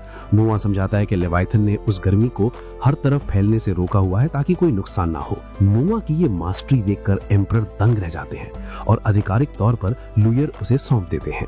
इसके बाद हमें बताया जाता है कि मीयर्स एम्पायर एक बहुत बड़ी सल्तनत है, जहां एम्परर और उनका खानदान कानून, फाइनेंस और दुश्मनी दोस्ती जैसे हर बड़े मामले को संभालता है। पर जब बात रॉयल फैमिली की निजी मामलों की आती है तो वहां एम्परर खुद ही जज होते हैं। उसी वक्त नोआ के सामने एम्परर के भाई ग्रैम अरारत का एक खत आता है। एम्परर बताते हैं कि उनका भतीजा अपने रियासत में बाहर जुल्म कर रहा है और नशे की हालत में उसने किसी की जान ले ली है। ये एक संगीन जुर्म था। ग्रैम ने खुद माना कि वो अपने बेटे को सही रास्ता नहीं दिखा पाया, इसलिए वो उसकी रिहाई के लिए बेल यानी जुर्माना भरने को तैयार है। पिताजी, हमारे कानून के हिसाब से ग्रैम ने कोई जुर्म नहीं किया। जैसे बच्चा बाप के कर्जे का जिम्मेदार नहीं होता, वैसे ही बाप अपने बेटे के गुनाहों का जिम्मेदार नहीं है। अरारत ने पहले ही ये बात अपने भाई से कही थी, पर लगता है ग्रैम अपनी आत्मा की शांति के लिए पैसे देना चाहता है।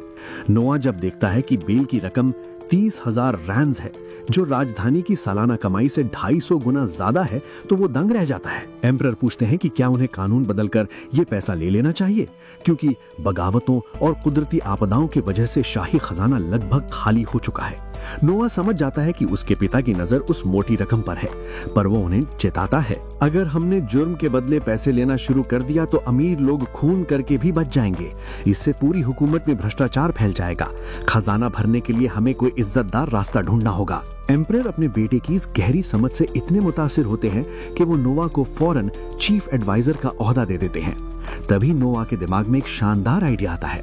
वो सुझाव देता है कि लोग सजा से बचने के लिए नहीं, बल्कि इज्जत पाने के लिए पैसे दें। जो लोग एम्पायर को हजारों राज डोनेट करें, उन्हें ऑनरेरी नाइट का खिताब दिया जाए।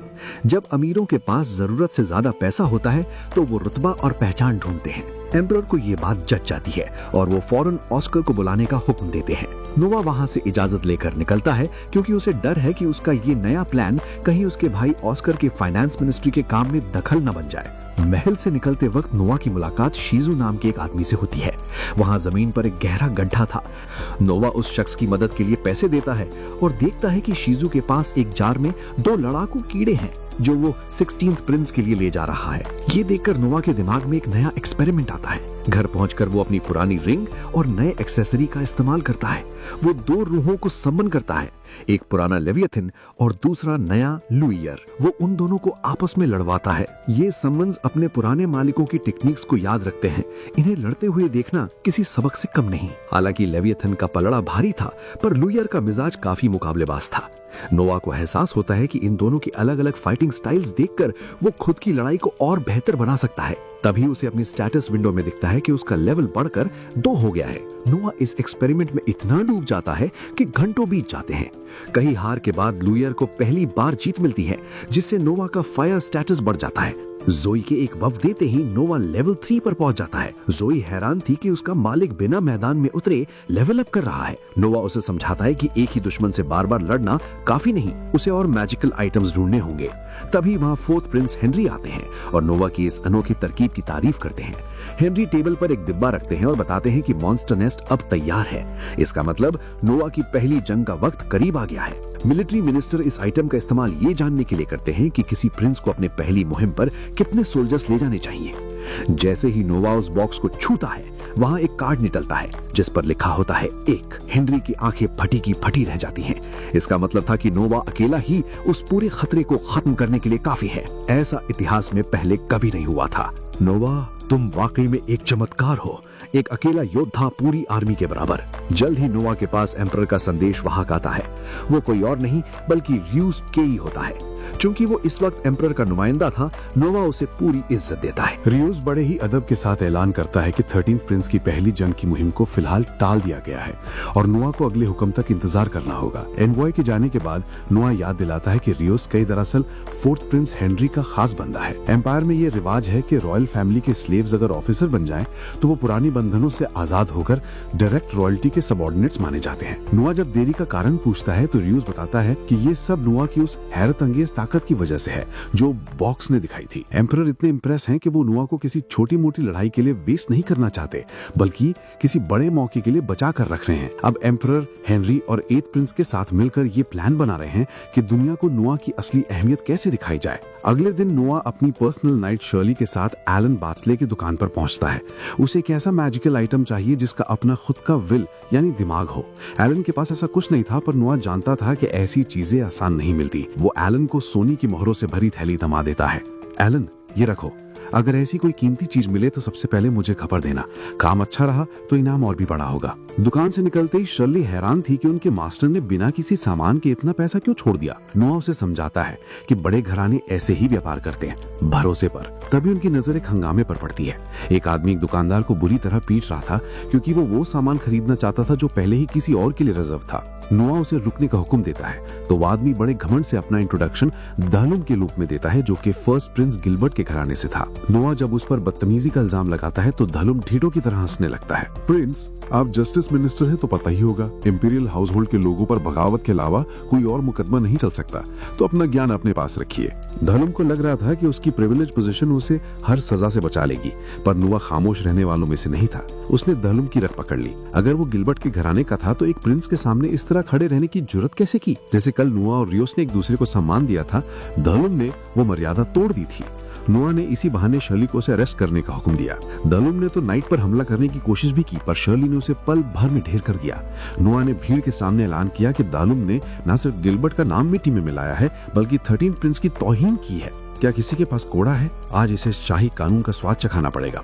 दहलुम को बाजार के बीच एक खंबे से बांध दिया गया। वो चिल्ला रहा था और धमकियां दे रहा था, पर नोआ का दिल मोम नहीं हुआ। शर्ली ने पूछा कि कितने कोड़े मारने हैं। नोआ ने बिना पलट के देखे कहा कि अगर उसके अपने घर का कोई बंदा लोगों पर ऐसा जुल्म करता तो वो उसे मौत की सजा देता। वो वहां पास के बेंच पर बैठ गया और शर्ली ने कोड़े बरसाना शुरू किया। कुछ देर बाद खबर आई कि दहलुम ने दम तोड़ दिया है। लॉ ऑफिसर्स के आते ही नोआ ने शर्ली से वही सब कहने को कहा जो उसने देखा था और साथ ही हथकड़ियां मंगवाई। शाम होते ही नोआ हथकड़ियां पहनकर गिलबर्ट के महल पहुंचता है जैसे माफी मांगने आया हो। बटलर कोयल उसे गिलबर्ट के पास ले जाता है। गिलबर्ट हमेशा की तरह शांत था। उसने माना कि दहलुम ने जो जुल्म किया था उसकी सजा मौत ही होनी चाहिए थी। नोआ ने थोड़ा डिप्लोमेटिक बनते हुए कहा कि उसे सजा देने से पहले गिलबर्ट से पूछना चाहिए था, पर सच तो ये था कि गिलबर्ट को याद तक नहीं था कि दहलुम कौन है। कोयल ने याद दिलाया कि उसे तो बहुत पहले ही बदतमीजी की वजह से घर से निकाल दिया गया था।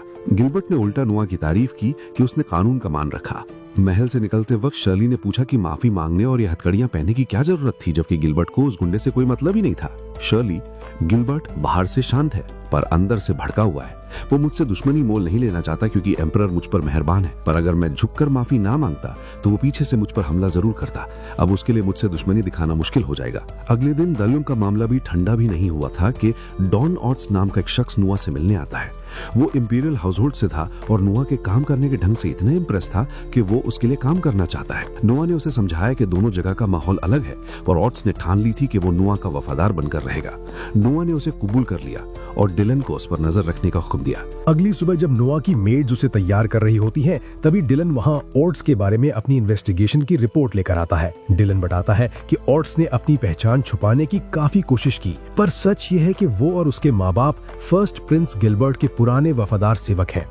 नोबल घरानों में रिवाज होता है कि वो अपने सर्वेंट्स पर सख्त नजर रखते हैं और अक्सर उनकी आपसी शादियां करवा देते हैं ताकि उनके बच्चे भी पैदाइशी तौर पर उसी घराने के गुलाम बने। डिलन को साफ दिख रहा है कि ऑर्ड्स यहाँ प्रिंस गिलबर्ट का जासूस बनकर आया है। तो वही हुआ जिसका मुझे शक था। डिलन, ये बात किसी को पता नहीं चलनी चाहिए। अब जब हमें पता है कि वो एक जासूस है तो हम उसका इस्तेमाल अपने फायदे के लिए करेंगे। डिलन नोआ की इस परख और दिमाग की तारीफ करता है कि कैसे उन्होंने पहली मुलाकात में ही ऑर्ड्स की नीयत भांप ली। पर असलियत ये थी कि नोआ ने दिमाग से ज्यादा अपने सिस्टम पर भरोसा किया था। जब उसने ऑर्ड्स को नौकरी पर रखा तो उसके स्टैट्स में रत्ती भर भी इजाफा नहीं हुआ, जिसका सीधा मतलब था कि ये बंदा उसके लिए वफादार नहीं है। तभी डिलन बताता है कि नोआ की पसंदीदा गिफ्ट शॉप का मालिक आया है क्योंकि उसे वो चीज मिल गई है जिसकी नोआ को तलाश थी। नोआ खुश हो जाता है कि उसके दिए हुए 10,000 गोल्ड कॉइन्स काम आ गए। मर्चेंट बड़े अदब से एक बड़ी पेंटिंग कमरे में लाता है और उस पर से कपड़ा हटाता है जिसके पीछे एक बेहद खूबसूरत लड़की की तस्वीर होती है। मर्चेंट बताता है कि इसका नाम हीवा है और इसे एक मशहूर आर्टिस्ट ने बनाया है। पर जैसे ही नोआ इसके करीब जाता है, लवाइथन उस पेंटिंग को देखकर रिएक्ट करने लगता है। ये कोई आम पेंटिंग नहीं है, ये कर्स्ड है ना? मर्चेंट हैरान रह जाता है और फौरन एक और पेंटिंग मंगवाता है जो बिल्कुल पहली जैसी थी। वो बताता है कि ये एक रेप्लिका है, पर नोआ एक अजीब फर्क पकड़ लेता है। असली पेंटिंग की लड़की रेप्लिका वाली लड़की से थोड़ी बड़ी दिख रही थी। नोआ समझ जाता है कि पेंटिंग के अंदर कैद लड़की वक्त के साथ बड़ी हो रही है। बिना वक्त गवाए नोआ अपनी तलवार लेवायथन निकालता है और पेंटिंग पर एक जोरदार वार करता है। मर्चेंट को लगता है कि इतनी कीमती चीज बर्बाद हो गई, पर तभी वो तस्वीर चमकने लगती है। पेंटिंग के अंदर की लड़की अपनी आंखें खोलती है और धीरे धीरे तस्वीर से बाहर निकलने लगती है। मर्चेंट का तो मुंह खोला का खुला रह जाता है। वो लड़की हवा में तैरते हुए नोआ को बड़ी उम्मीद भरी नजरों से देखती है। नोआ उससे टेलीपैथी के जरिए बात करता है। वो बताता है कि पेंटर ने उसका खून रंगों में मिलाकर उसे इस पेंटिंग में कैद कर दिया था। आपने मुझे इस कैद से आजाद किया है, मैं आपका ये एहसान कैसे चुकाऊं? बस मेरे लिए वफादार रहो, वही काफी है। हुआ खुशी के मारे एक डॉल्फिन की तरह पेंटिंग के अंदर बाहर कूदने लगती है। नोआ को खुशी इस बात की होती है कि इससे उसके अर्थ एट्रीब्यूट के स्टैट्स बढ़ गए हैं। हुआ दिखाती है कि वो किसी का भी रूप धर सकती है। वो मर्चेंट का हुलिया बना लेती है और उसे इतना कंफ्यूज कर देती है जैसे किसी बंदर ने पहली बार आईना दिखा हो। इतना ही नहीं, वो लुयर की एनर्जी एब्सॉर्ब करके चमकने लगती है और अपनी बॉडी को इतना कंट्रोल करती है कि मर्चेंट का एक हाथ उसे छू सकता है तो दूसरा उसके आर पार निकल जाता है। नोआ मर्चेंट को इनाम देता है और उसे ऐसी और कर्स्ड चीजें ढूंढने का हुक्म देता है। कुछ देर बाद एलन नाम का एक और मर्चेंट नोआ से मिलने आता है। वो बताता है कि उसकी बेटी एडा को एम्परर की अटेंडेंट के रूप में चुन लिया गया है। नोआ को याद आता है कि 6 साल पहले उसने ही एडा के नाम की सिफारिश की थी। एलन ढेरों गिफ्ट्स लाया था जिन्हें देखकर नोआ तुरंत कहता है कि ये लगभग $30,000 का सामान है। एलन तंग रहिया कि प्रिंस ने कीमत बिल्कुल सही आकी। एलन को उम्मीद है कि उसकी बेटी एक दिन एम्परर की पत्नी बन जाएगी, पर नोआ उसे हकीकत का आईना दिखाता है। एलन, पैलेस की पॉलिटिक्स बहुत गंदी है। अगर किसी मेड ने जलन में एडा के परफ्यूम में कुछ ऐसी चीज मिला दी जो एम्परर को नापसंद हो तो उसका करियर वहीं खत्म हो जाएगा। इस दुनिया में सबसे ज्यादा खतरनाक स्पीशीज जलने वाली औरतें होती हैं। नोआ उसे मशवरा देता है कि एडा को रेगुलर पैसे भेजता रहे क्योंकि महल में टिकने के लिए रिश्वत और शान शौकत जरूरी है। एलन फौरन वहां से निकल लेता है। इसके बाद नोआ जोई को बुलाता है और उसे खत और $10,000 देकर अपनी माँ के पास भेजने का फैसला करता है। जोई पूछती है क्या डिलन बेहतर मैसेंजर नहीं होता, पर नोआ बताता है कि इंटीरियर पैलेस में मर्द अलाउड नहीं है और वो अपनी माँ से साल में सिर्फ एक बार मिल सकता है। माँ से कहना कि मैं एडा का गार्डियन बनकर उसकी देखभाल कर रहा हूँ। जोई ये बात सुनकर थोड़ी हैरान हो जाती है और नोआ से पूछती है कि क्या वो अपनी माँ का इस्तेमाल महल की सियासत के लिए करेंगे। नोआ बिना किसी हिचकिचाहट की हाँ कहता है क्योंकि उसके लिए जज्बातों से ज्यादा फायदा और नुकसान मायने रखता है और शाही खानदान में यही रिवाज चला आ रहा है। उसका मानना है कि अगर अडैम एम्परर की फेवरेट बन गई तो वो उसकी माँ की एक मजबूत साथी साबित होगी जिससे सबका भला होगा। जोई ये देखकर दंग रह जाती है कि रॉयल फैमिली के लोग चाहकर भी सियासत से पीछा नहीं छुड़ा सकते। जोई निकलने ही वाली होती है कि नोआ उसे रोककर उसकी माँ का हालचाल पूछता है। जोई बताती है कि उसकी माँ नोआ की बहुत शुक्रगुजार है, पर हाल ही में उन्होंने गार्डन में कुछ अजीब देखा है।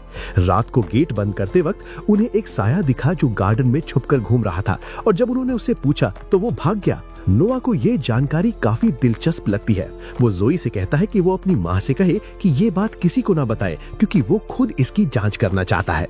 उसी रात जब जोई की माँ गेट बंद कर रही होती हैं, पीछे से एक शख्स आता है और एक जहरीली सुई पॉइजन नीडल का इस्तेमाल करके उन्हें मौत के घाट उतार देता है। वो बिना कोई आवाज किए जमीन पर गिर जाती हैं। हमलावर कोई और नहीं बल्कि ऑड्स है, जो बड़बड़ाते हुए कहता है कि ये उनकी गलती थी कि उन्होंने उसे देख लिया। ऑड्स वहां से भाग निकलता है, पर खुशकिस्मती से जोई की माँ जिंदा है। दरअसल वो सब दूर से खड़े ये सीन देख रहे थे। नोआ ने हुआ को उनकी नकली सूरत देकर एक जाल बिछाया था ताकि ऑड्स को रंगे हाथों पकड़ा जा सके। नोआ हुआ को वापस आने का इशारा करता है और वो हंसते हुए अपनी असली रूप में आकर गायब हो जाती है। इसके बाद नोआ जोई और उसकी माँ को चुपचाप उनके गाँव भेजने का इंतजाम करता है, इस बहाने कि उनका इंतकाल हो गया है। जब तक ऑड्स का किस्सा खत्म नहीं होता, तुम दोनों को छुप कर रहना होगा। सबको यही लगना चाहिए कि तुम मारी गई हो। जोई थोड़ी इमोशनल हो जाती है, पर वो पूछती है कि क्या ऑड्स को यूं ही छोड़ देना सही है। नोआ मुस्कुराकर कहता है कि हुआ उस पर हर पल नजर रख रही है, इसलिए फिक्र की कोई बात नहीं। अगली सुबह झील के किनारे एक सुनसान कैबिन में ऑड्स की आंख खुलती है। उसके सीने और पेट पर गहरे जख्म थे। हिलना मत, वरना जख्म फिर से खुल जाएंगे। ऑड्स को कुछ याद नहीं था। नोआ उसे बताती है कि कल रात जब उसने अपने हैंडलर को खबर दी कि उसने उस औरत को मार दिया है, तो बदले में उसके हैंडलर ने ही उसे धोखा देकर चाकू मारा और नदी में फेंक दिया। वो तो भला हो हुआ का, जिसने उसे देख लिया और नोआ ने उसकी जान बचा ली। ऑड्स को यकीन नहीं हो रहा था कि नोआ ने उसका पूरा डाउनफॉल पहले ही प्रेडिक्ट कर लिया था। उसे अपनी गलती का एहसास होता है और वो पछताते हुए कहता है कि काश उसने वफादारी से काम किया होता। अभी भी देर नहीं हुई है ऑड्स, मैं तुम्हें एक और मौका देने को तैयार हूँ। ऑड्स की आंखों में आंसू आ जाते हैं और वो नोआ के पैरों में गिर जाता है। नोआ चेक करता है तो उसके विंड एट्रीब्यूट के स्टैट्स बढ़ गए थे, जिसका मतलब था कि ऑड्स अब दिल से उसका वफादार है। नोआ उसे एक नए नाम और पहचान के साथ अपनी टेरिटरी के एक दूर दराज इलाके का गवर्नर बना देता है। ऑड्स शुक्रिया अदा करते हुए नोआ को एक ऐसी बात बताता है जिससे नोआ के होश उड़ जाते हैं। प्रिंस गिलबर्ट ने एम्परर को एक ऐसा तोहफा दिया है जो उनकी जान लेने का एक बड़ा प्लान है। नोआ फौरन पैलेस पहुंचता है और अपने पिता से मिलने की जिद करता है। एम्परर उसे इतना परेशान देखकर हैरान थे। पिताजी, प्रिंस गिलबर्ट जो शराब आपको भेज रहे हैं उसे फौरन पीना बंद कर दीजिए। पर क्यों नोआ? वो शराब तो काफी अच्छी है। वो शराब अपने आप में जहर नहीं है, पर अगर उसे एक खास चीज के साथ खाया जाए तो वो जानलेवा बन जाती है। ड्रैगन्स क्लॉ, वो पकवान जो आप और क्राउन प्रिंस साल में एक बार पूर्वजों की याद में खाते हैं। अगर उस दिन आपने ये दोनों साथ लिए तो आपकी मौत निश्चित है। नोआ बताता है कि उसने कैदी पर इसका टेस्ट किया और वो एक पल में ढेर हो गया। एम्परर नोआ पर पूरा भरोसा करते हैं और तुरंत हेनरी को बुलाकर गिलबर्ट के महल पर छापेमारी का हुक्म देते हैं। वहां गिलबर्ट की सर्वेंट सब उगल देते हैं कि वो इलीगल स्लेव्स पर जहरीले एक्सपेरिमेंट्स कर रहा था ताकि तख्त हासिल कर सके। गिलबर्ट का प्लान बुरी तरह फ्लॉप हो जाता है। कुछ दिन बाद एम्परर नोआ को अकेले में बुलाते हैं। नोआ सोच रहा था कि ये सब कितना अजीब है। एम्परर का जासूसी नेटवर्क इतना मजबूत है तो उन्हें ये सब पहले से क्यों नहीं पता था। तभी उसे एहसास होता है कि उसके पिता सिर्फ अनजान बनने का नाटक कर रहे थे। एम्परर इस बात की तस्दीक करते हैं और कहते हैं कि वो शराब पी ही नहीं रहे थे। अगर आपको सब पता था तो आपने पहले एक्शन क्यों नहीं लिया? नोआ, मेरे बहुत से बेटे हैं जो चाहते हैं कि मैं जल्दी मर जाऊं ताकि वो तख्त पर बैठ सके, पर सिर्फ तुम हो जिसने मेरी जान बचाने की कोशिश की।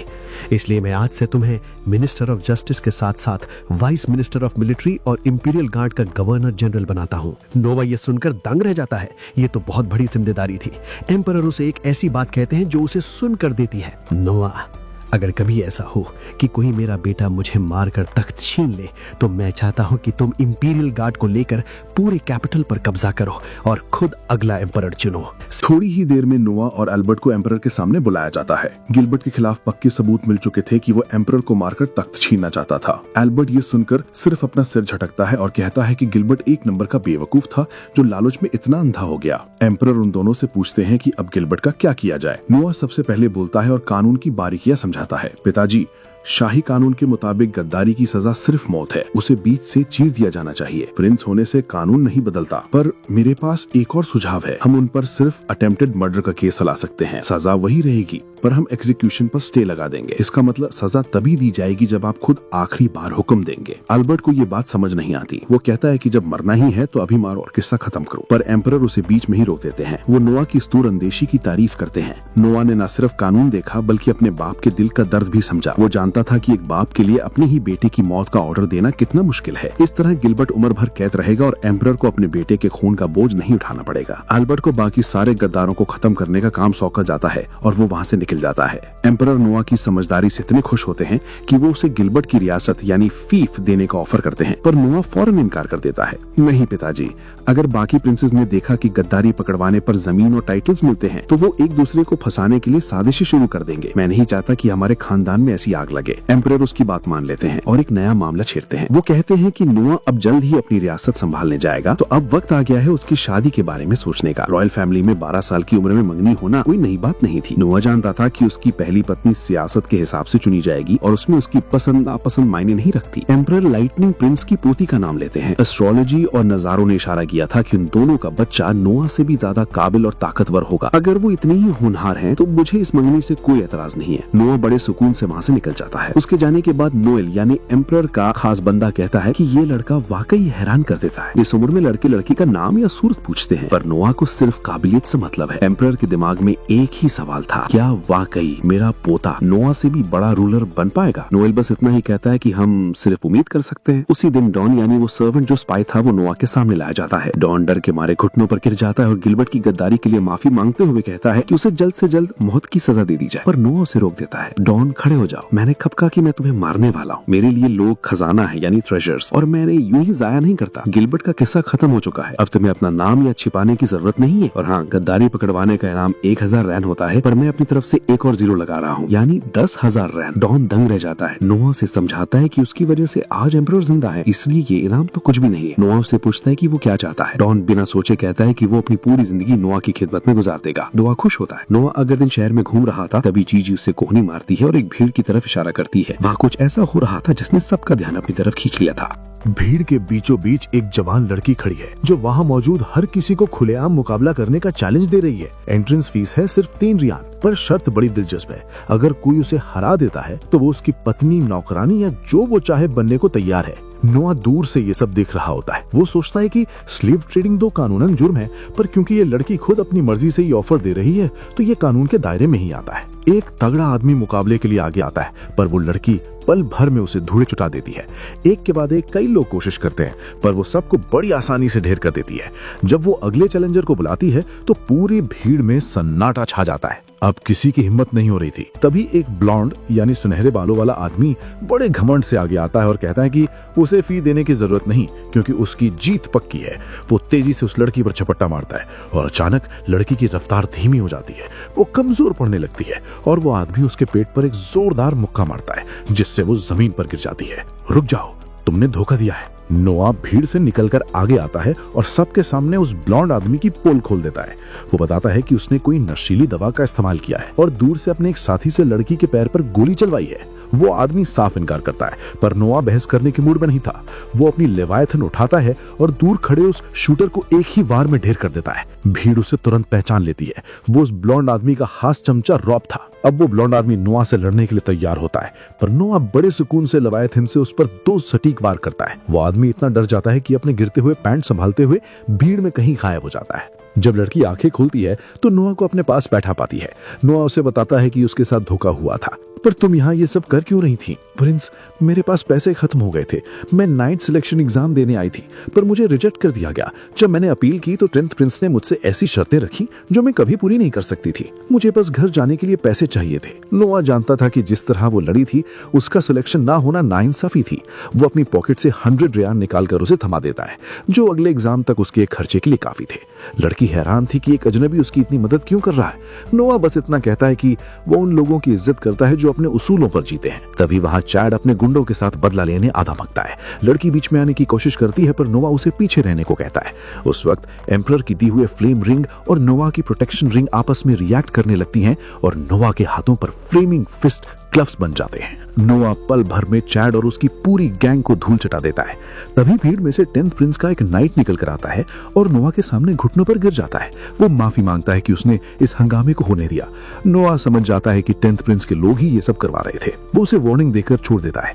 अब उस लड़की को एहसास होता है कि ये कोई आम शख्स नहीं, बल्कि वही 13th Prince the vice Prince है, जिनकी बातें हर तरफ हो रही हैं।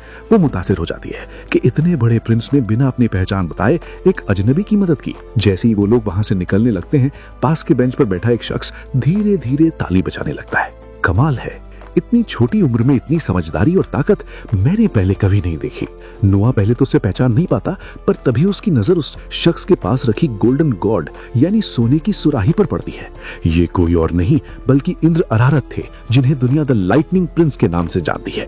नोआ एक कदम आगे बढ़ता है और बड़े ही अदब से झुककर सलाम करता है। इंद्रा अरारात, ये नाम इतिहास के पन्नों में स्वर्ण अक्षरों से लिखा गया था। जब मौजूदा एम्परर नए नए तख्त पर बैठे थे और एम्पायर की हालत डगमगाई हुई थी, तब इंद्रा ने ही प्रिंस रीजेंट बनकर सब कुछ संभाला था। और जैसे ही एम्परर ने अपने पैर जमा लिए, इंद्रा ने बिना किसी लालच के खामोशी से अपना ओहदा त्याग दिया। उनकी इसी चमक और रफ्तार की वजह से उन्हें लाइटनिंग प्रिंस कहा जाता है। नोआ सोच में पड़ जाता है कि इतना बड़ा आदमी शहर के एक आम बेंच पर क्या कर रहा है। इंद्रा समझ जाता है कि नोआ ने उसे पहचान लिया है। वो सीधा मुद्दे पर आता है। नोआ, तुम्हारे पिता ने तुम्हें चुना है और उनका फैसला मेरे लिए सराखों पर है, पर यहाँ बात मेरी पोती की जिंदगी की है, इसलिए मैं यहाँ तुम्हें परखने आया हूँ। नोआ पूछता है कि अगर वो उनकी उम्मीदों पर खरा नहीं उतरा तो क्या होगा। इंद्रा बिना हिचकिचाए कहता है कि वो ये शादी होने ही नहीं देगा। नोआ याद दिलाता है कि ये एम्परर का हुक्म टालने जैसा होगा, पर इंद्रा साफ कर देता है कि अपनी पोती के खातिर वो ये गुनाह भी कबूल कर लेगा। नोआ समझ जाता है कि इंद्रा यहाँ सियासत के लिए नहीं बल्कि एक परिवार के सदस्य के रूप में आया है। अब देखते हैं तुम्हारा दम। अचानक नोआ बार एक भारी दबाव महसूस होने लगता है, बिल्कुल वैसे ही जैसे लेवायथन का वजन होता है। ये इंद्रा का टेस्ट था। नोआ चाहता तो अपनी लेवायथन से इंद्रा को पल भर में घुटनों पर ला सकता था, पर वो जानता था कि शहर के बीचों बीच इतने बड़े बुजुर्ग की बेइज्जती करना उनके सम्मान को हमेशा के लिए मिट्टी में मिला देगा। नोआ एक बड़ा फैसला लेता है। वो इस मुकाबले को ड्रॉ यानी बराबरी पर खत्म करेगा। मुकाबला खत्म होता है और इंद्रा की आंखों में नोआ के लिए इज्जत और बढ़ जाती है। वो समझ जाता है कि नोआ ने ये ड्रॉ जानबूझकर किया है। इंद्रा नोआ को अपनी पोती का ख्याल रखने की हिदायत देता है और सबके लिए ड्रिंक्स मंगवाता है। जाने से पहले वो नोआ को एक अंगूठी यानी रिंग तोहफे में देता है। नोआ को लगा ये कोई मामूली गहना है, पर तभी एक भारी आवाज उसके कानों में गूंजती है, अपनी ताकत साबित करो।